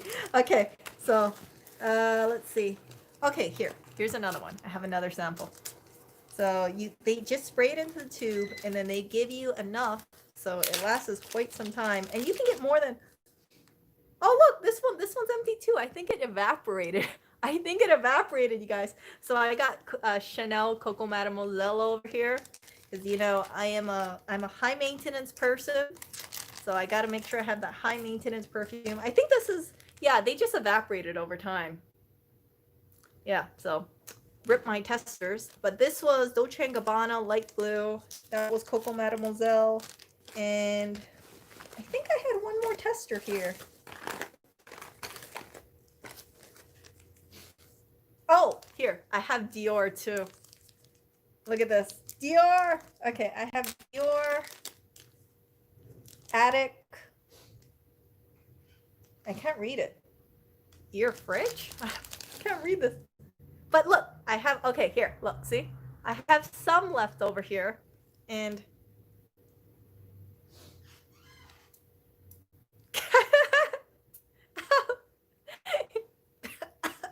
I should have laughed. I could just taste the alcohol. But anyway, so I smell more expensive now. I don't know how much this thing was. Dior Attic. Let's see. How much is Dior Attic? Yeah, don't open your mouth while you spray yourself. Okay, so this Dior Attic perfume is $107 for 3.4 ounces of this. So I do not want to spend $107 on this thing. I will take a sample, thank you very much, and I will use my cost savings for other things. So just make sure that you guys okay, just make sure that you guys, yeah, so this one's empty and this one's empty, but this one still has some stuff. What does he think of the perfume? He's away right now, so he can't tell you what he thinks of the perfume. But yeah, I have 3 samples here. Oh wait, look, I also have another sample. This is actually, see, this is a prepackaged sample I was talking to you about. So I don't know if this is actually still good. Oh yeah, see, sample, not for retail sale. So this stuff is, yeah, I think it's okay. I'm not too, so this one has a life of 12 months, but I never really listened to this stuff. I never really do. I should. I know people will say, Erica, you should follow it, but should. And then I also have, listen to this, I also have a sample of this. And then I have another, oh, this is a hair cream. This is the one I was telling you guys about. So I had the hair cream sample with me. So this is like the little pot of hair cream. I don't know if it's still good. But this is a little pot of hair cream, and if you go to Sephora, they will actually, listen to this, they actually give you little instructions. So see, they print out this little thing. I think it came from a handheld device, but they give you these like little instructions, and then they give you the sample, and you are good. So this lasted me for quite some time, and I have a whole bunch of them. And this one is a, oh, this one, was it this one? No, I don't think this, there was an expensive one. It wasn't this one. Yeah, this one was $24 for a finishing cream, but yeah, make sure you grab your samples. And if you are like me and you're like, when do I use this? You get your little receipt, your little instruction sheet, and then you get your sample and you are good. And if you have to, if you're going on a date or some event, like, you do not need to spend money on this kind of stuff. I should be telling you guys to spend money on this stuff, but you guys can see proof is in the pudding over here. Be really smart with your money. You know, funny enough, I've never gone to a Sephora in NYC. This is all the stuff from Hawaii, so that tells you how often I wear perfume. Yeah, I don't go to the Sephora in in New York. I've never checked out any of them. I haven't even checked out the Macy's, but here's my spray foundation, Sephora brand. I also got my lip glosses, which by everyone's account I should probably toss because these things are only good for a year. But look at how much you waste. Like, look at that. Like, I barely use this. And I think I've only used this like 3 times. And I'm supposed to toss this. And this too. Well, actually, no, I just opened this one. And then, yeah, I just got my like makeup stuff over here. And yeah, that is about it. Oh, here it is. Here's this one I'm talking about. So it's called, you remember the cat eye stuff that I was talking to you about? Look at this. So you can draw on your liner over here on your eyes. And then if you're terrible at the cat eyeliner, look at this. Look at this. Do you see this? Look at this. Look at that. Oh, wait. Maybe I put it upside down. Yeah, I put it upside down. Okay, here we go. See? So yeah. Ta-da! You got a little cat wing over there. And it's so simple. Of course some people like having like bigger wings or so, but for me, I'm like, that's perfectly fine. That's a lot better than what I can do normally. When I do it, I have a problem because my eyes are a little uneven, so I have like one light. So this definitely is amazing. If you guys do any cat wings, I know most of my viewers are males, look into getting this flick stick stuff. And if you want to help out my channel, you guys can look down below. I have an affiliate link, and if you click on that and then you check out any of stuff, I get a small commission from any of your purchases. It doesn't cost you anything, but it helps support my little channel, my tiny channel. I know I'm shilling to you guys. I only have 30 subscribers, but just wanted to share that with you guys. And I think that is about it. And I also have, yeah, so here's my eyebrow pencil. I am totally in love with this thing. It is called the Lash Princess. Actually, wait a second. I can't tell if I'm raccooning eyes right now. Maybe I am raccooning eyes. Yeah, I do have affiliate links below. So if you guys want to support me, support my little tiny, not even a 5K channel yet. You can, if you click on that before you make a purchase, then I get a small percent, but I don't know what it is. Just putting it out there. And yeah, that is about it. So I have, oh, I almost forgot. The really other thing too, and I know this stream is like all over the place. I'm super sorry about it. If I was video editing, it'd be a lot more organized, but I'm just doing this as a live stream, so whatever pops into my head, I'm like, hey, I must get my makeup bag, or I must show the perfumes and things like that. If you are into, let's say, buying jewelry for yourself or giving jewelry out that you think is a little timeless, I would heavily recommend this. Buy a strand of pearls. So this is what Jim had sent, part of it. These are, I think they're blue pearls. I'm not good with my pearls, but I remember like Tahitian pearls kind of thing. I don't really care if they're real or fake because they make some really good fake ones. But the good thing about this is that they're really amazing, and a woman can really grow. I know I should use the topic. You know, the thing is like I get into these things and then I get questions and then I just kind of like delve deep into other things. So it goes from question to a train of thought to like a side topic, and that's why it seems like a little disorganized. But I'm happy if I can share any tips with you guys. I'm happy if it helps any of you guys out, if it saves you guys money.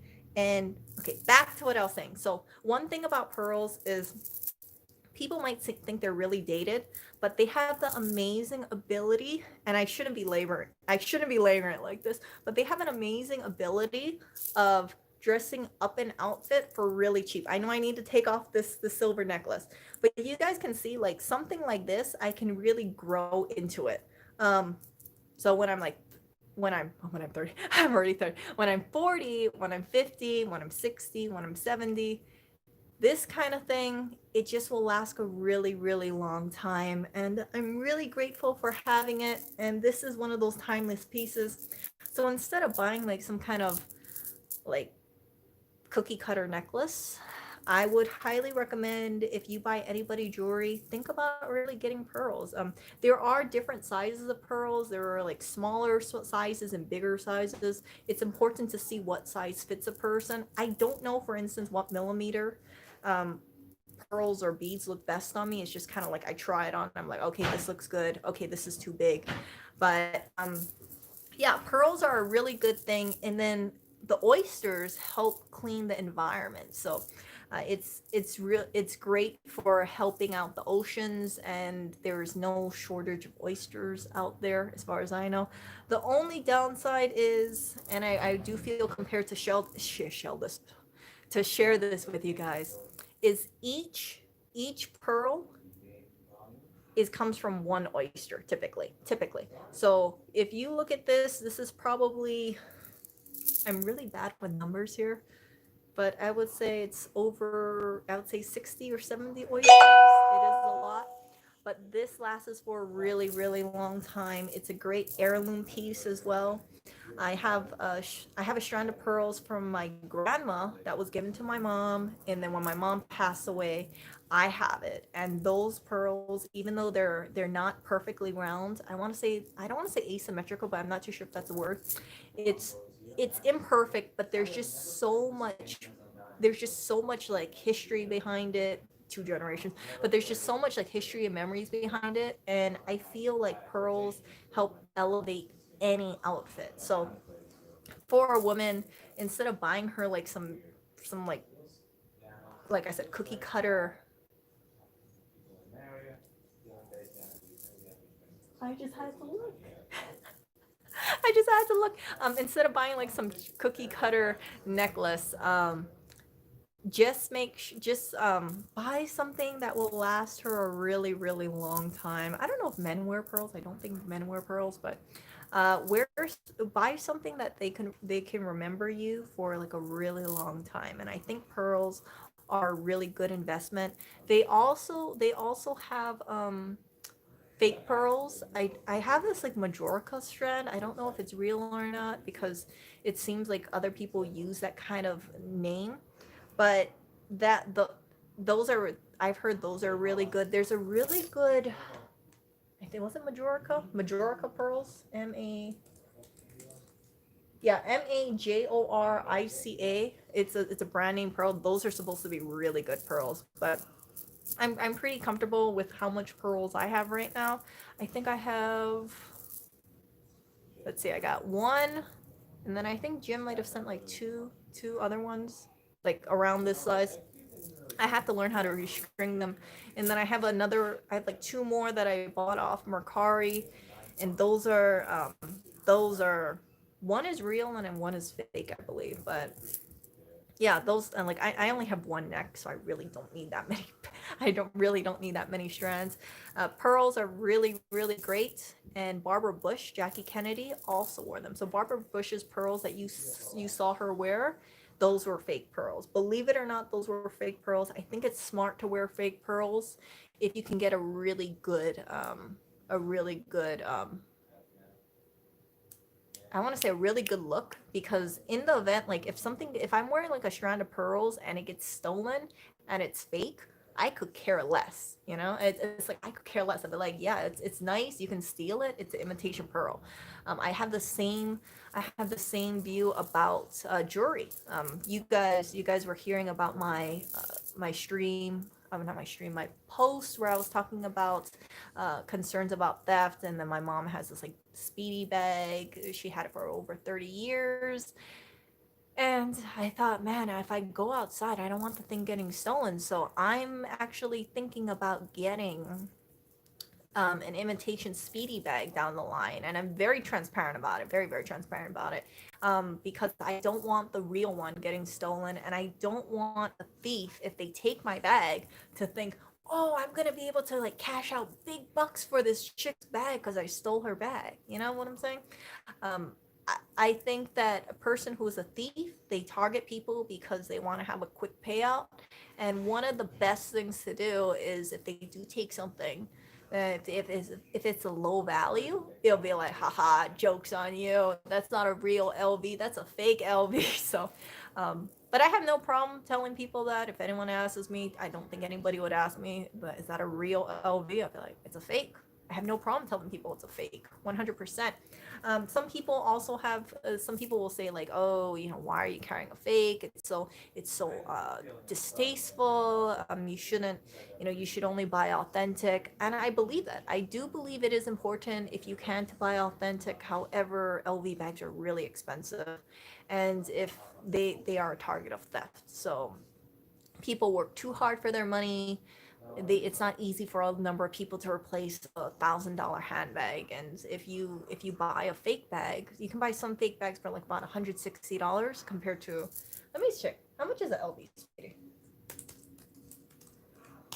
LV Speedy is, one moment. LV Speedy 25 is $1,140. So I do not want to carry around a new $1,140 bag. I do not want to carry around my mom's authentic vintage bag, because although I can buy a used bag for about $350 used. By the way, buy a pre-owned luxury bag if it is a timeless style. I think it's completely fine to do that, but I don't even want to buy a vintage Speedy, because I'm thinking, if I get my bag stolen, I don't want someone to say, oh, well, it's still a Speedy, and I can still get $100 for it or so. $100, $200 for it. It's not worth it. And but that has been put on the sidelines because I go on the Bafang.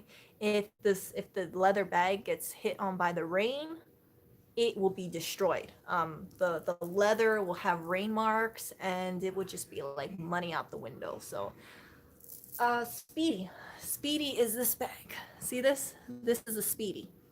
So it's a small little duffel bag. It's like this big, like hold up, this big, this tall about ish, and it's like a little.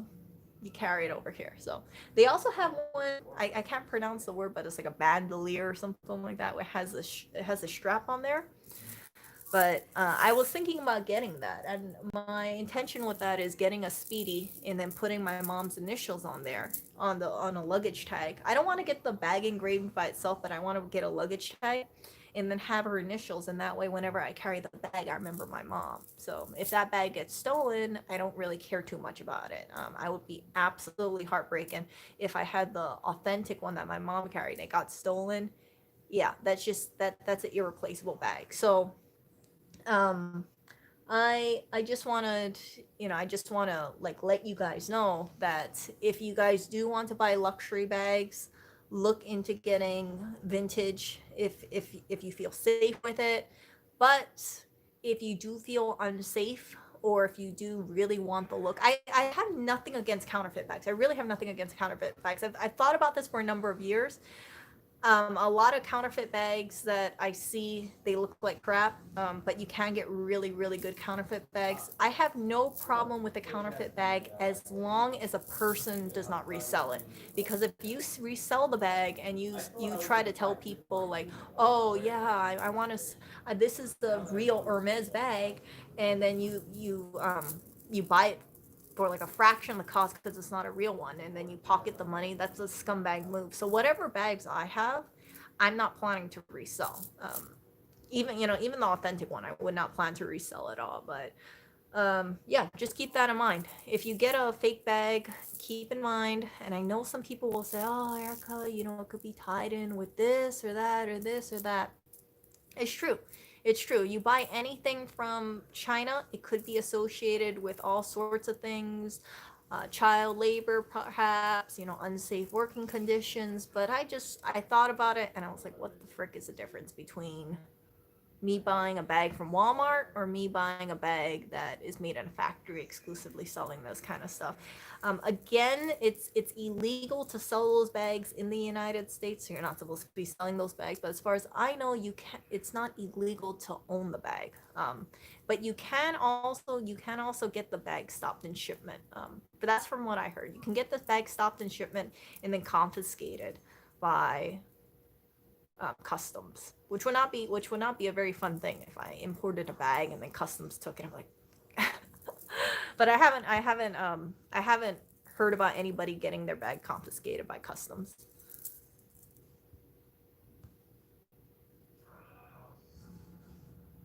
Oh, let's see here.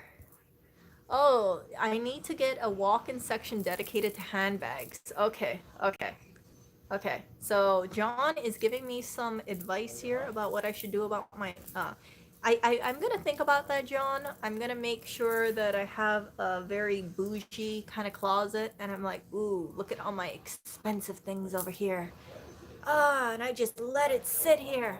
Nah, I'm not really much of a handbag person too much, but I do think it is important to have a bag that is durable. My daily bag, and I'll show you guys this.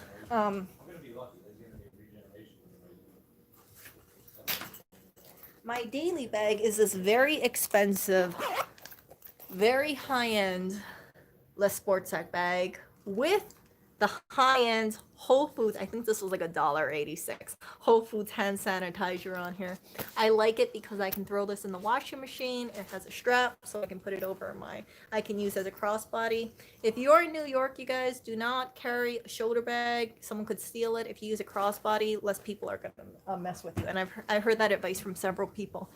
So yeah, this is a much more practical bag. I've had it rained on a number of times. I've dropped it on the floor. I don't really care too much about this bag.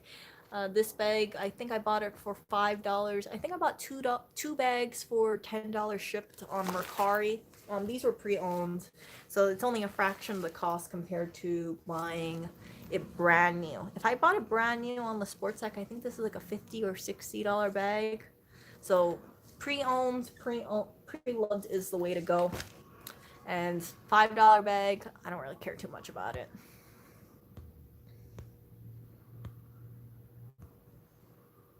What other frugal avenues have you found to be worthwhile exploring? That's about it. The testers, buying things pre-owned, pre-loved, really saves a lot of money. I think it's also very environmentally friendly as well. If you buy something, you don't have to pay the full retail markup on it. And I'm not anti-consumerist. Oh, here's the other thing.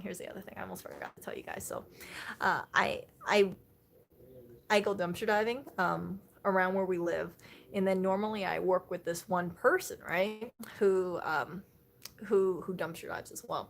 So I went to the grocery store that we go to dumpster dive from, and I bought some stuff. So I bought yogurt. I bought my 5%. I bought my eggs.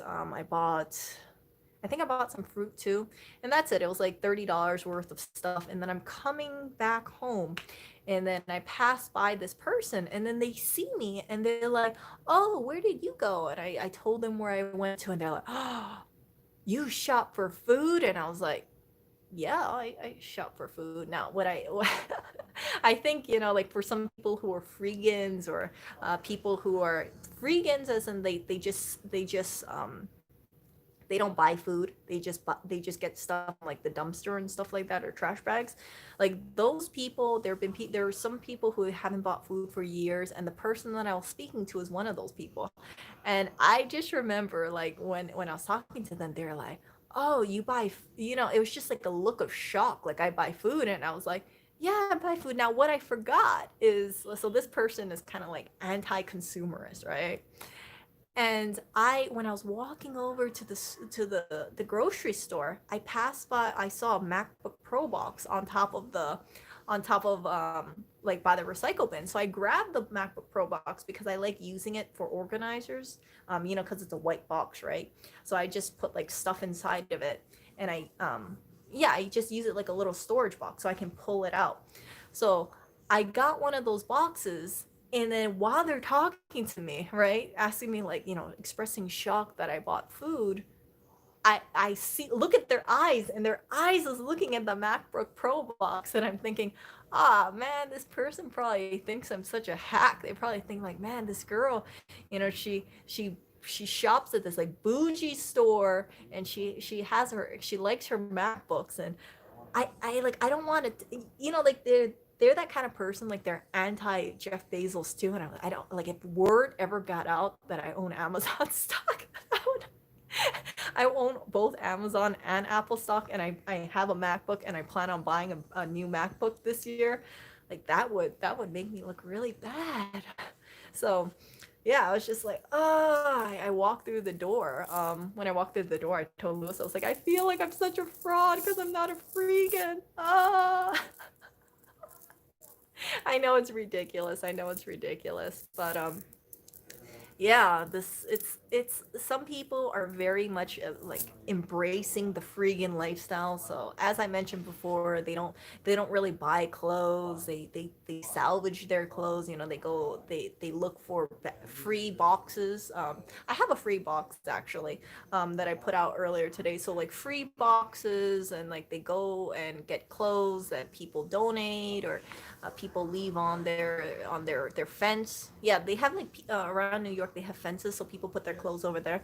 So they do that, and to, for me walking around having a MacBook Pro box inside of my fresh direct bag, and telling I went to the bougie store, just it makes me look like a total hack and fraud.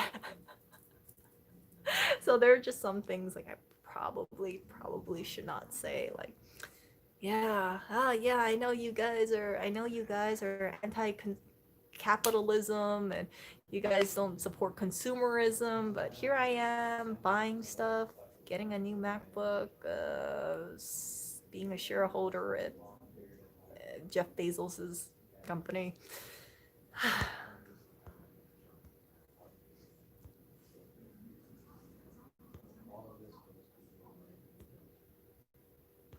Yeah, so this bag, okay, let me go back. So this bag, the reason why I like it is it's really easy to clean. If you want to clean it, just throw it in the washing machine. Seriously, just make sure, just throw it in the washing machine. You put some I never put stain remover on here, but it's made out of nylon, so this material does not bleed at all. You guys can see over here. You can see my spare mask over here. See, it's nylon material. Um, so this stuff is super durable. I have owned the sports tech bags ever since I was in high school. I never had one break on me. Ever. So I'm talking about like over 13 years of owning the sports tech bags. All of them, almost all of them, were pre-owned. And these bags will last a very, very long time. No rips, no tears. I've carried 20 pounds in some of the sports tech bags. They never tore on me. So these are very good bags to purchase as I'm hesitant to say investment piece, but I would say as an investment piece, because if you buy these bags, expect them to last you 10 years. Because I've already have pre-owned bags, so I wasn't the first owner, and I've had them for 10 years. The only downside is about getting these bags. I mean, the only downside about washing the bags is that the ribbon might fade. So if you look at this ribbon, you can see how it's fading a little. See it? If you don't really mind the ribbon fading, then the sports tech is really the bag for you. Oh, he's playing Dota right now. So dumpster diving for food, it's basically this. You open it up, you open the bag up. Most of it is, I don't actually go into a dumpster. Some people might think I'm climbing. I'm not climbing into a dumpster. A lot of the bags in New York is on the sidewalk. So you open the trash bag up, you look inside, you see prepackaged food, you grab the prepackaged food, and that's it. So I have like several dumpster diving streams on my channel that you guys can see. Like we were salvaging yogurt, guacamole. It's like over 70 yogurts. It's just so many yogurts.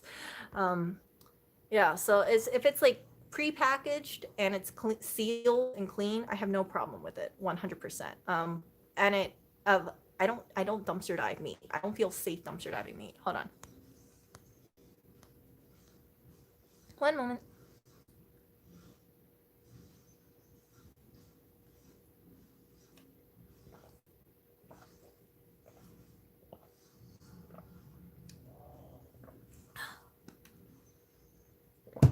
Oh, I need to drink water. I'm not gonna be like Eugenia Cooney where she never drinks water. Yeah, so anyway, Um.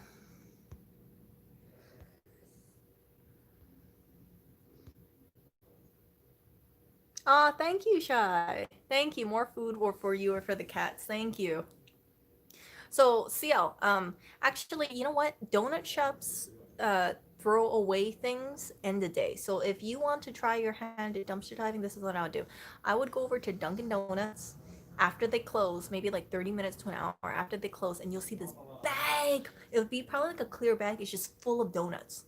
Just full of donuts. It might be a clear bag, it might be a black trash bag, but keep in mind, from my experience with Dunkin' Donuts, they just what they do is that if you go into a Dunkin' Donuts, they got the liners, right? So you'll see it in the trays, like a display rack, and then you'll see the donuts stuck on the Dunkin' Donut liner, and they'll just take the liner with the donuts attached and throw it into a trash bag. A lot of the Dunkin' Donuts that I've seen around, they have a bag specifically for the donuts. So if you grab the donut bag, you'll only find donuts in there.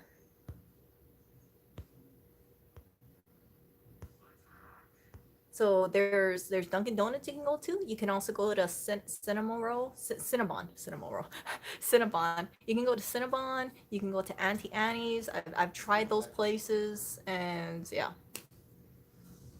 And then Cinnabon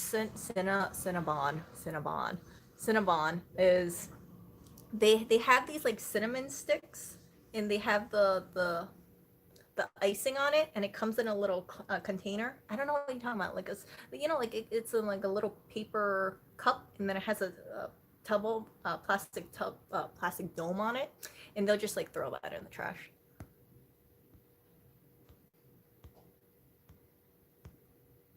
So yeah, I'm not going anywhere. I'm not going anywhere. So if you go late enough, you can just ask. I'm not too sure because a lot of these stores, if they're franchise only, might have security cameras, and I'm sure the owner would not like the idea of their employee being all like, "Oh, you're buying one donut. Oh, here's like 20 more for free." So yeah, so that is my little diving tips for you guys.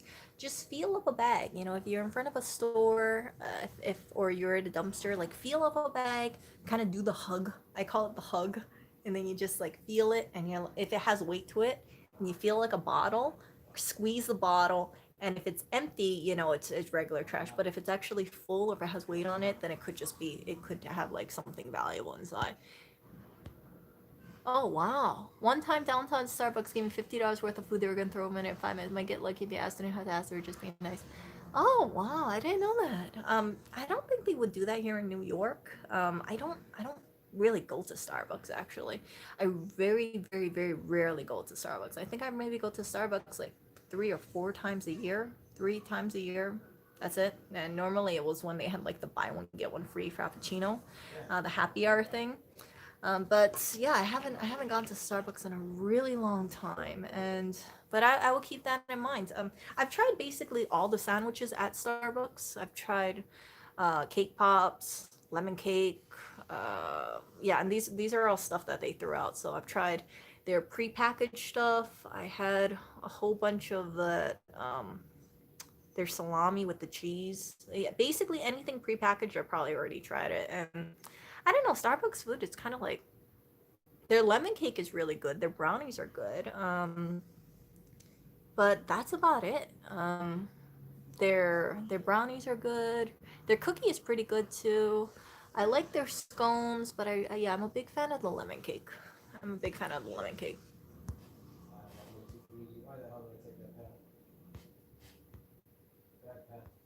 Oh, dumpster diving.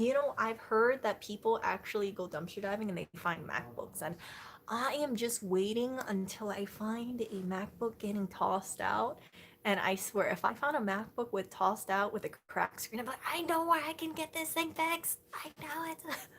So I want that is my holy grail of stuff. I want to find a MacBook that got tossed out and then bring it over to the store, and then maybe there can be a repair stream done about it, and I'll be like, this is my MacBook that I found in the dumpster, and let's see what the problem is about it, and let's see if it can get fixed. But yeah, people it has been documented through several New York divers that they find MacBooks, and maybe they have some kind of issue with it, and then they just toss it out.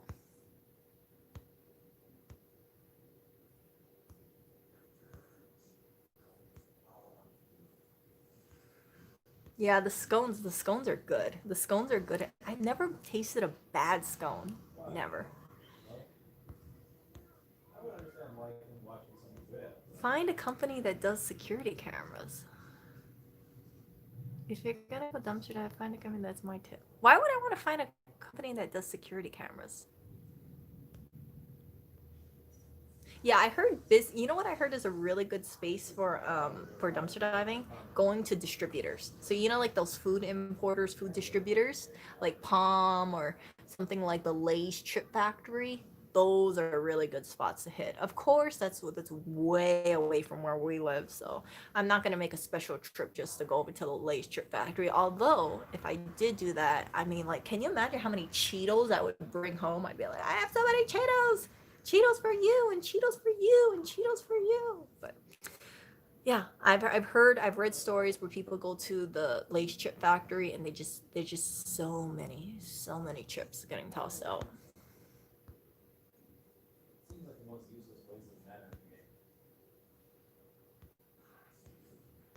Oh gosh, if someone dumped an M1 MacBook, I'd be so happy. I'd be like, yes. But nah, they wouldn't. They wouldn't toss it unless maybe it was water damaged and the price was too expensive. But even then, I'd just be like, I actually posted a free thing online and in one of my free groups, and I said, if anybody has a broken MacBook, please let me know. Because I imagine, like, if you have a broken MacBook and maybe it's cost prohibitive to fix, like, I wouldn't mind taking it because I'd be like, I know just the place that could fix it, provided it's a fixable issue. Yeah, so that would be really great. And I put a post, but nobody replied to me, and I was just like, if I saw a MacBook, I would be like, I would be so happy. I'd be so happy because I'd be like, this is my dumpster dive MacBook and it was broken, but we're gonna fix it on stream. And this will be basically, like when Lewis fixes girlfriend's MacBook, that would be the video too. And it'd be like dumpster dive the MacBook and let's see if we can fix it. Yeah. So, depending on that MacBook, like a hypothetical MacBook, if I found it and it was a newer model, I wouldn't mind trying to use it, trying for video editing or so. But I need to find that. I need to find that discarded MacBook. Security tells computers because often the company that. Oh wow. Geez, I didn't know that security. Wow, I did not know that.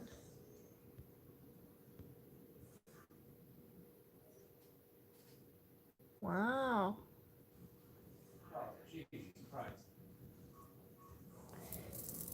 Yeah, so yeah, I do know that some people they give away the iMacs for free, but yeah, I've seen curb alerts for that. But I don't really have a desire for having a desktop. But if it was like a MacBook Pro or something or a MacBook Air, I'd be happy to like take it. I'd be like, yeah, I know they said the repair was like $500, but you know what? Just give it to me. I'll make sure it works again and I'll use it for sure. And if it's unfixable, then I'd be very sad, and then it just turn into a donor computer of sorts. But yeah, those are the things that I want to find. The other things that I've been wanting to find for dumpster diving, my dumpster diving bucket list is candy. So I found, as you guys know, I think it was something like 53 bags of gummy bears, and I want to find a whole stack of like M&Ms, Kit Kat bars. I've seen some people like they have these big hauls of candy, but minus my gummy bears, I have never ever seen that. So that's something that's on my dumpster diving bucket list. Dumpster diving bucket list is has some milestones, all my testers, and yeah, it's like a lot of candy stuff. That's the one that I think I'm missing. What gummy bears? So I found these like Haribo gummy bears, and uh, you know what? Let me just pull it up. I'll show you guys.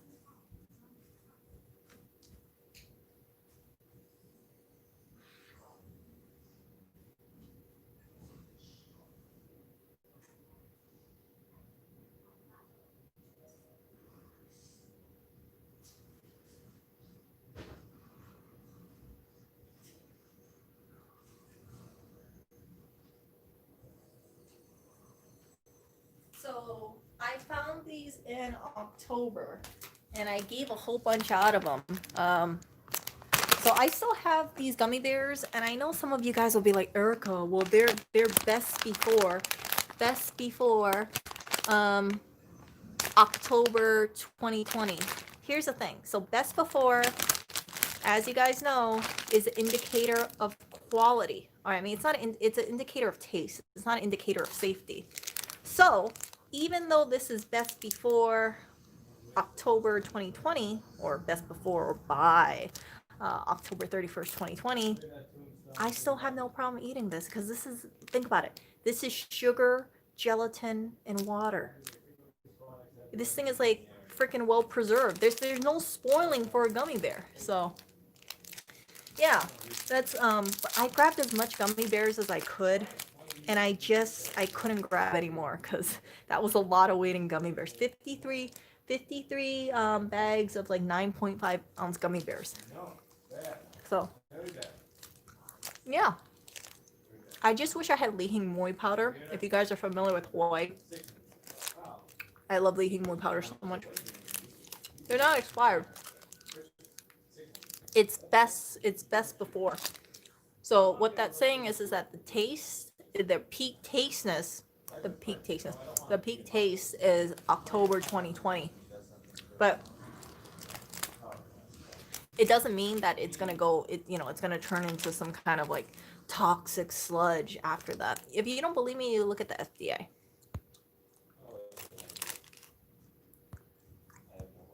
So don't think of it as expired, but rather this is a date that they're saying, hey, after October 2020, it might not taste as tasty as it did before October 2020.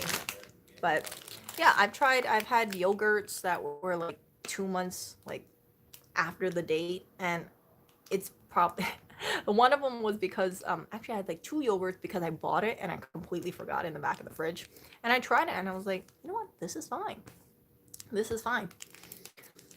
So yeah, it's fine. If we've gotten so conditioned into thinking that once we hit like the best before date, we're gonna keel over or die and get like really bad food poisoning. No, that's not the case. Oh wow, look at this. This Haribo gummy bear is made in Turkey. Do you see that? It's made in Turkey. So, yeah. No, I definitely don't need three-year-old expired gum. That's so much gum.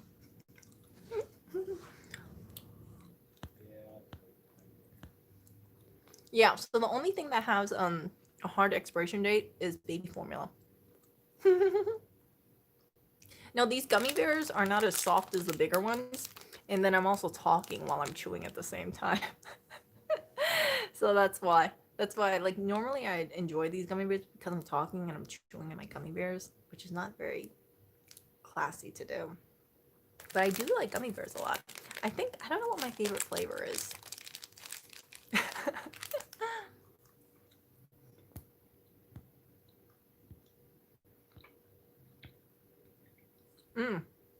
Yeah, I have so much gummy bears.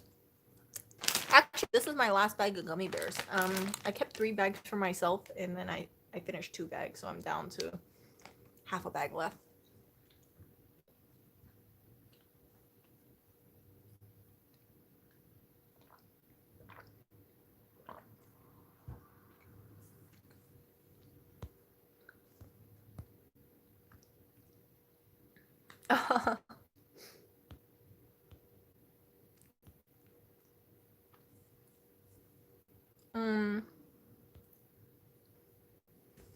Yeah, let's see.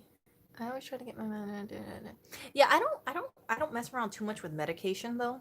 Medication is something, well, I don't really take medication, but I'm kind of worried like if you have certain medications and they're expired, like maybe you have some kind of like unforeseen interaction. So I would not play around with any medication, like heart medication or like high blood pressure medication or like flu medication. It's like it's one of those things where I'm like, I just kind of worry like if anything happens, it might adversely affect my health. But for food and stuff like that, I'm like, I don't really care. But I do not play around. I do not play around with raw meat, and I do not play around with fish, and I do not play around with raw meat, fish, and I think that's it. Yeah. So if I grab anything, I need to make sure I do not feel comfortable dumpster diving and giving out anything that is raw meat 100%. If I feel kind of, I have some concerns about the community fridges because they're open and closed so much that the temperature might drop and it might be unsafe. So personally, if I came across any raw meat, I would do a field test, and if I don't feel like it's really cold, then I wouldn't even pick it up. But if it's like super cold or if it's snowing and it feels like it was still in the refrigerator and I knew it, they just brought it out not too long ago, then I wouldn't mind taking it for myself. However, there's only been like one or two times that I've actually taken meat for myself, and one was like salmon. It was like I think it was like 1 pound of salmon from Trader Joe's. Another diver gave it to me. That I felt perfectly okay with because it was like super super cold. But giving out like meat or to other people, that's something I'm not comfortable with. So I do not give out anything that I personally would not consume myself.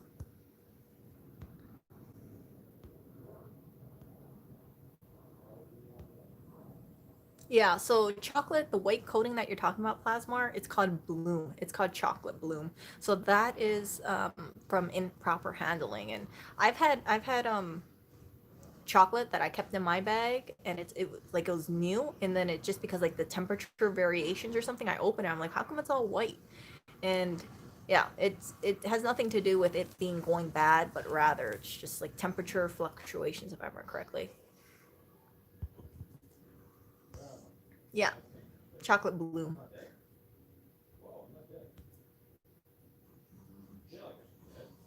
So yeah, it was probably too hot or something. Yeah, I had a Kit Kat bar that I consumed, I think last month, and then I looked at it and the expiration date was ahead, but when I opened it, yeah, it had chocolate bloom on it, and I was like, oh, whatever. Oh, thank you, Bastronics. Mr. Clinton thanks you for giving him that compliment. He thanks you very much. So anyway, I hope I answered all your questions about dumpster diving for now. And I don't know if did I make a video? Oh, I think I made a video about what your gear for dumpster diving is, but I never made a focus video on that one. I gotta work on that. I really gotta work on that dumpster diving. Maybe I'll make my own like bag of crap, and I'm like, you can see me hugging this bag, and this is what you do too much. Oh wait, chips don't do so well. You know what? I've had chips where I've consumed them out like 3 months out, and they were okay. They were like a little less flavorful, but they were okay. So you do have some chips that I heard like after 2 or 3 weeks and can go stale, but I have never come across a stale bag of chips yet. Never, never. This like I've had chips that seem like a little less flavorful, but it's not like it's soggy or anything like that. So yeah, I think we have like some chips that I picked up, and they were from September. But yeah, I haven't.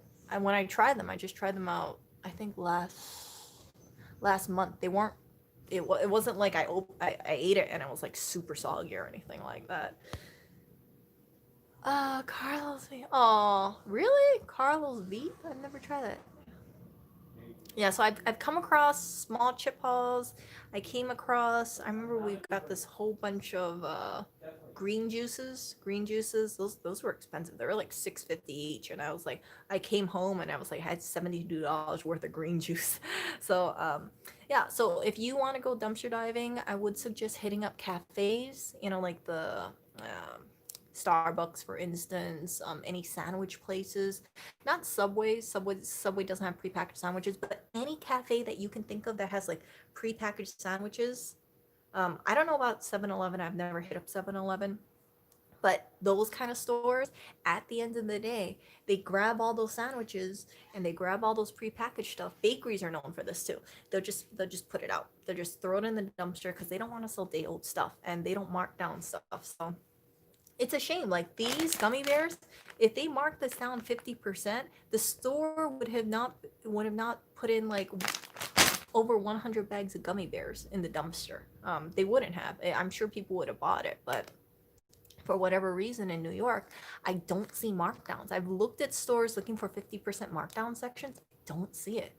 In Hawaii, we have 50% markdown clearance sections, but I guess New York, they just want to hold on to their prices, so they do not mark things down. And it's sad. It's really sad when I see places and they don't mark stuff down. No, it's not local laws to mark stuff down. They mark stuff down in Hawaii. I just realized, like, I remember I wanted to check out that the grocery store that I went to, and they had like all these cinnamon pine cones, and I haven't been diving, so yeah, they got rid of all the cinnamon pine cones, or they threw it all away, and that's one of those things that I wanted. Cinnamon scented pine cones to put around the apartment. Yeah. Wait a minute, gold bears aren't the sugar-free ones? I remember there's one gummy bears. Yeah, Haribo gold bears. I heard one of them they give you stomach issues if you eat them. Hmm. Yeah.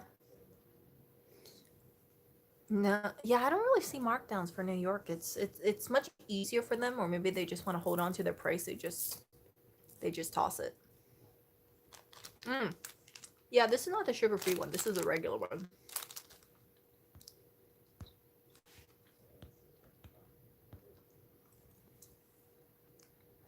Okay.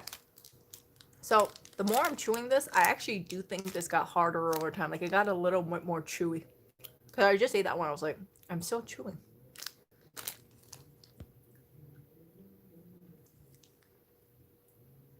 Food universe near Bayside has in the way back. Oh wow. Wow. Plasmar got 2 freezers full of ice cream. I haven't come across the ice cream haul. I have like 1, 2 pints of ice cream in the freezer, and that's it. Like I go through ice cream so freaking slowly, you guys. It's like I can have 1 pint of ice cream last me like a month because I'm just like I have 2 scoops and I'm like I'm good, and then I put it back in the freezer. It takes me forever to get through ice cream. Yeah, so uh yeah, so I don't know. Today's Saturday. I kind of want to go diving right now. I kind of do, just because I'm talking about dumpster diving. I kind of want to go diving, but should I? Should I not?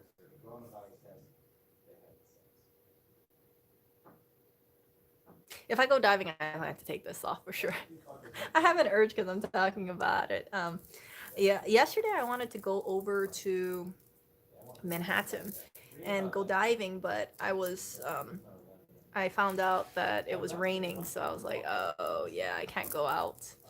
And now I'm just like, oh, I wonder if that store tossed out any more testers. Because if they did, I could have like a whole, like I have so much makeup, you guys. Listen to this. Okay, I'm gonna show you guys really quickly. Okay.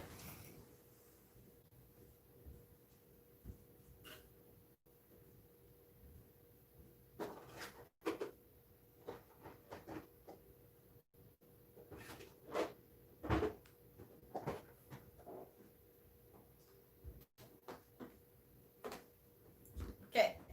I'm not gonna open it up, but I have like 6 bins of this stuff. 6 bins. So this is just my foundation bin. What are you talking about, Fon? Did you read this New York Times article? Yeah, social distancing. It's fucking weird.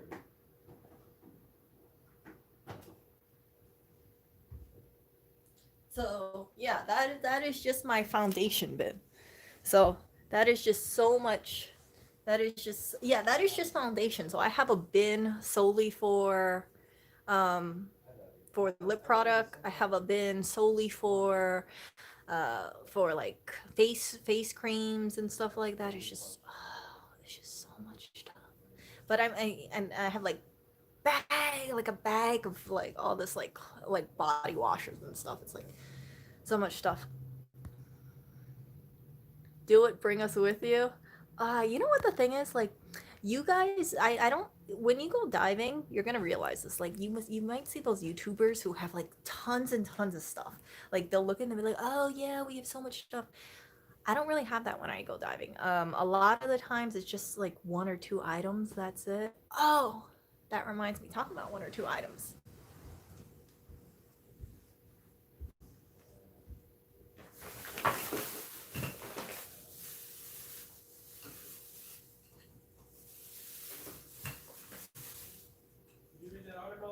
No, I didn't. You did? No, I did not. I did not read it. Can I read it to you? Yeah, sure. What is it? There's always sexting and other stuff. Cooper, 38, who works in education in New York and asked to be identified by his middle name to protect his job, said that more than half of Oh, yeah, you told me about this. You saw that? Yeah, you told me about the whole park stuff, right? Some of the women Cooper matched with on Tinder suggested meeting in a park and using a remote control That one, yeah. while they were seated several feet apart on a bench. Jeez, how rude. What do you think of that as a dating idea? No, not interested. Later, she drove him around while he masturbated. She kept her mask on, Cooper said. Okay. Yeah. Oh, look who's over here. We got the real influencer over here. So I'm just gonna show you guys the influencer. Oh, come here. We need some influencer. Oh, look at this handsome guy. Oh, look at this face. He's like, dang it, I'm an influencer. So, yeah, it's like a. If you let them expire, you will then look older. Yeah, so he is. Look at this guy. He's like, oh. Okay, come here. So Oreo ran out of energy. Say hi to people. He says hi to 33 of you. I know. He has to lose a little weight. It's a very slow process though. I think he's gonna go back to sleep. But he went to check up on me because he has to do his rounds as security cat, and I am I feel very safe, Oreo, with you around being security. And I can't imagine you not protecting the apartment with your great ferocious body. Yeah, so this guy, he used to work at Rossman Repair Group, in case you guys are not familiar with it. He worked there last year, and unfortunately, the working conditions were terrible for him. He wasn't getting paid. He had to work 24 hours a day. And he didn't get breaks. He did not get breaks, and he didn't get a paid lunch or anything like that. So he got wrongly terminated. But thankfully, he is on pension now, and he gets all his care taken care of. And so he worked very, very hard, and yeah, all his low energy, it's just because working at Rossman Repair Group as a security cat just took all his energy out of him. Yeah, I know. Bad boss, yeah. Can you imagine him? He never got paid for his mousing duties. And I was like, Oreo, you need to go ahead and stand up for yourself. But yeah, it's okay. He's on pension now, so he doesn't have to worry about that kind of thing. Are all of Oreo's whiskers? Oreo's whiskers were always all white. They're always all white. Yeah, all his whiskers are white. Oh. He doesn't get paid, he gets greenie. Yes, he has been getting greenies. And I think that we might be bringing Oreo to getting dental cleaning soon. I was talking to Lewis about it because Oreo's teeth look a little worse for wear. And the only downside about dental cleaning, you guys, oh my gosh, it's so freaking expensive. I think the dental cleaning is like, I want to say it's like over $1,000. So yeah. But I was talking to Lewis about it, and I said, hey, you know what? I think Oreo can use it for his teeth because I have a little concern about his teeth. So, I mean, he has stinky breath. So, if you look at his teeth, I don't know if I can show you guys his teeth. Oreo, can we show your teeth? I don't think so. If you look at his teeth are all like tartary. They're just terrible. I don't know what happened. Like, he eats the same food as the other cats. And he just has like the worst teeth of all 3 cats. He's like by far the worst teeth. He has a stinky mouth, and I just thought to myself, How did I remedy the flies? I didn't remedy the flies. So I have a drain cover on there, and then I sprayed a bunch of stuff. And my thinking is that like I'm just gonna like keep them in there, and then eventually they'll just die out. That was my remedy. But I haven't. I think I say like one no seam a day, and it's a lot less before, for sure. Do I brush the cat's teeth? No, I don't brush your teeth. Am I supposed to brush your teeth actually? Are you actually really supposed to brush the cat's teeth like every week? Because I don't know anybody who brushes the cat's teeth. And now I'm thinking, like, I think it's a little too late for Oreo because if Oreo has tartar buildup, yeah, I don't think brushing will really do anything. I think he actually needs to get, uh, he needs to, I already poured vinegar on there. I think that he needs to actually get some intensive cleaning done. And it's strange because when I brought him to the vet never said anything about him needing dental cleaning. Like they said you could think about it, but now like I look at Oriole's teeth and I smell it, I'm like, oh, Oreo, your breath, his breath smells like morning breath. So if he licks me, I'm like, oh, it smells terrible.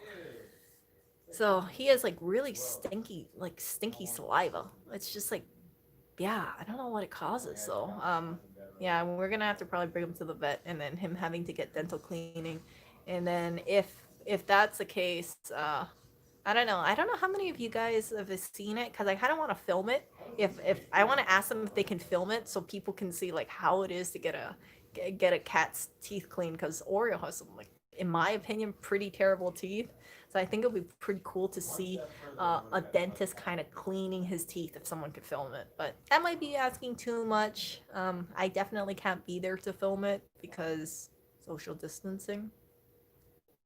Yeah, but I thought I would be like, oh, this is how you clean a cat's tooth, and this is what happens, and hopefully you guys could see like Oreos before and after dental cleaning, right? Like this is how his teeth look like before, and this is how it looks like afterwards, and you guys can see how that pans out. But yeah, it's just I don't know. Is that actually normal? Like, yeah. So Oriole's breath smells like cat food. It smells like as stinky as the cat food. But the weird thing is that like breath doesn't smell, and Clinton's breath doesn't smell. So just Oriole's breath.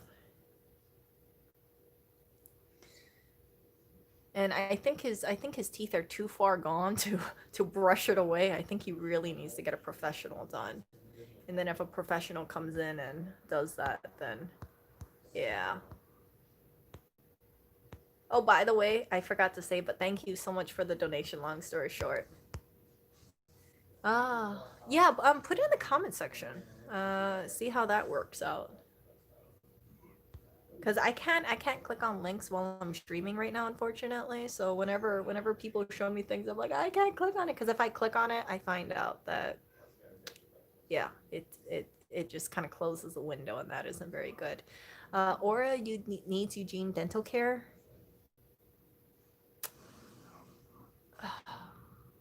Or it won't be Eugene dental care. Eugene would only do like a halfway job though. He would only do a halfway job and the Oriole's teeth would be like half done. Aw. Yeah, Oreo, can you show your teeth on camera? We need to see your teeth. I don't want to make fun of your teeth, but you know, I would like to show your little yellow terrible looking teeth on camera. It looks the same as it did when we brought him to the vet. That's the other thing too. So when we brought him to the vet, like the vet said like, oh, we could think about dental cleaning, but they never pushed hard on it. And it's kind of strange because like I remember we brought Blackberry to the vet and the vet said, oh, think about dental cleaning for her, and her teeth look way better than Oreo. So I don't know too much about like how cat teeth are supposed to look like, especially because their teeth are so small. I can only kind of like look at the big tooth over here. But I would love to, Oreo. I wish I could just, you know, like not. I wish this stuff would be cheaper. I wish your teeth would clean itself. Oh, oh, Midnight Games is waiting for CCIV. Yeah, so I'm planning to do a stream on I think the 27th, 28th, or 29th or something like that. So We can follow like Amazon earnings and Tesla's earnings. I think Tesla's gonna knock it out of the park, but I'm not too sure because it could actually go down. Tesla's kind of going sideways right now, so I'm kind of like thinking like, oh, I know some people say like just throw more money into Tesla, it's gonna go up, but it is really a pivotal point right now. So if it goes down, I would just be, I would just be like, this isn't timing it right. I do believe Tesla's going to be around for many, many, many years. Okay, not many, many years, but it'll be around for a number of years, just like Apple. So curious to see what Tesla's price is going to be after earnings. It can either it might go down a lot, but if it does go down, I expect it to pop back up for sure. And then CCIV, keeping an eye on that in the event that they do that merger with Lucid. I hope it goes up to 40. I hope it will. What's spiders?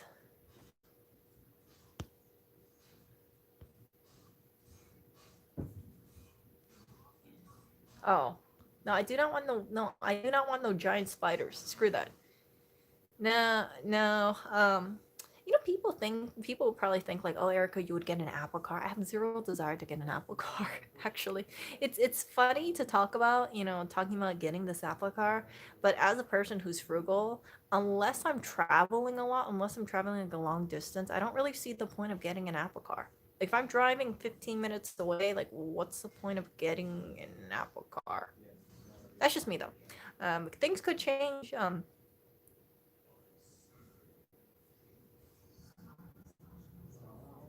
He got a spider for me? Oh, whatever. He does not. He does not have a spider for me. I don't want no giant spiders. I don't want to go over to Noceum land. I have a feeling that Noceums are attracted to citrus. And I think that's the reason why there's so much Noceums in Florida. So can you imagine when we move and we live in a place that's like covered in Noceums? Jeez, I'm just like, I finally feel comfortable showing my arms indoors because like before it's like we had so many freaking no-see-ums. Like, yeah, no-see-ums were actually outside of the apartment. Like I took pictures of it. Like they were outside of our windows trying to get into our windows, and it was just like we should move to Australia to be in the land of Paul Daniels. I don't know. I don't have much to say about Australia. I think it's a beautiful country. I do think that they have like wonderful animals over there. The only downside is I don't know if Australia wants Lewis. Like, do you think they would want him? They'd be like, damn it, they brought that F Apple New York guy over here. Yeah, you guys got kangaroos, you guys koalas and things like that.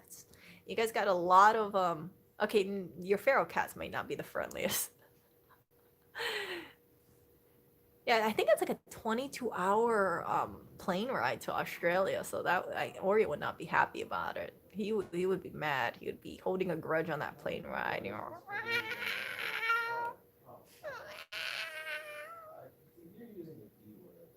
Yeah, so if you want the feral cats, oh, believe me, the feral cats don't want you though. I heard those feral cats are really vicious. Really vicious. I can't be too sure about that. So anyway, it is 10:18. I'm going to probably head out and maybe not go dumpster diving. I feel like going dumpster diving actually. So I think I'm gonna head out and see what's out there, and then also whenever I go diving, one more thing, make sure you never carry any valuables on you. So anything like jewelry like this, take it off. You do not want to make yourself a target. It's better to look like a bum than make yourself a target of theft. So I always don't hesitate looking like a bum, because if you look like a bum, then you get like no one's gonna rob someone who looks homeless, right? So make sure you lose your nice hair, look more bummy like. Yeah, the thing. Oh, I don't have a bummy looking scrunchie around here. Yeah, where did my scrunchie go? Crumb bun. Yeah, so go like this, and then just more bummy looking. No, not bunny. Bum me. Bum me. Yeah. So don't try to look nice when you're going out at night because you do not want to make yourself a target of theft. And yeah, so rid of the nice hair. Have this. Put on your face mask. Yeah, that would be the next step. Never mind. I'm just kidding. I'm just kidding. So anyway, it was nice talking to you guys. And Oreo, stop scratching the couch. Oreo's scratching the couch right now. Oreo, you got a scratching post right here. Can you please scratch the scratching post, Oreo?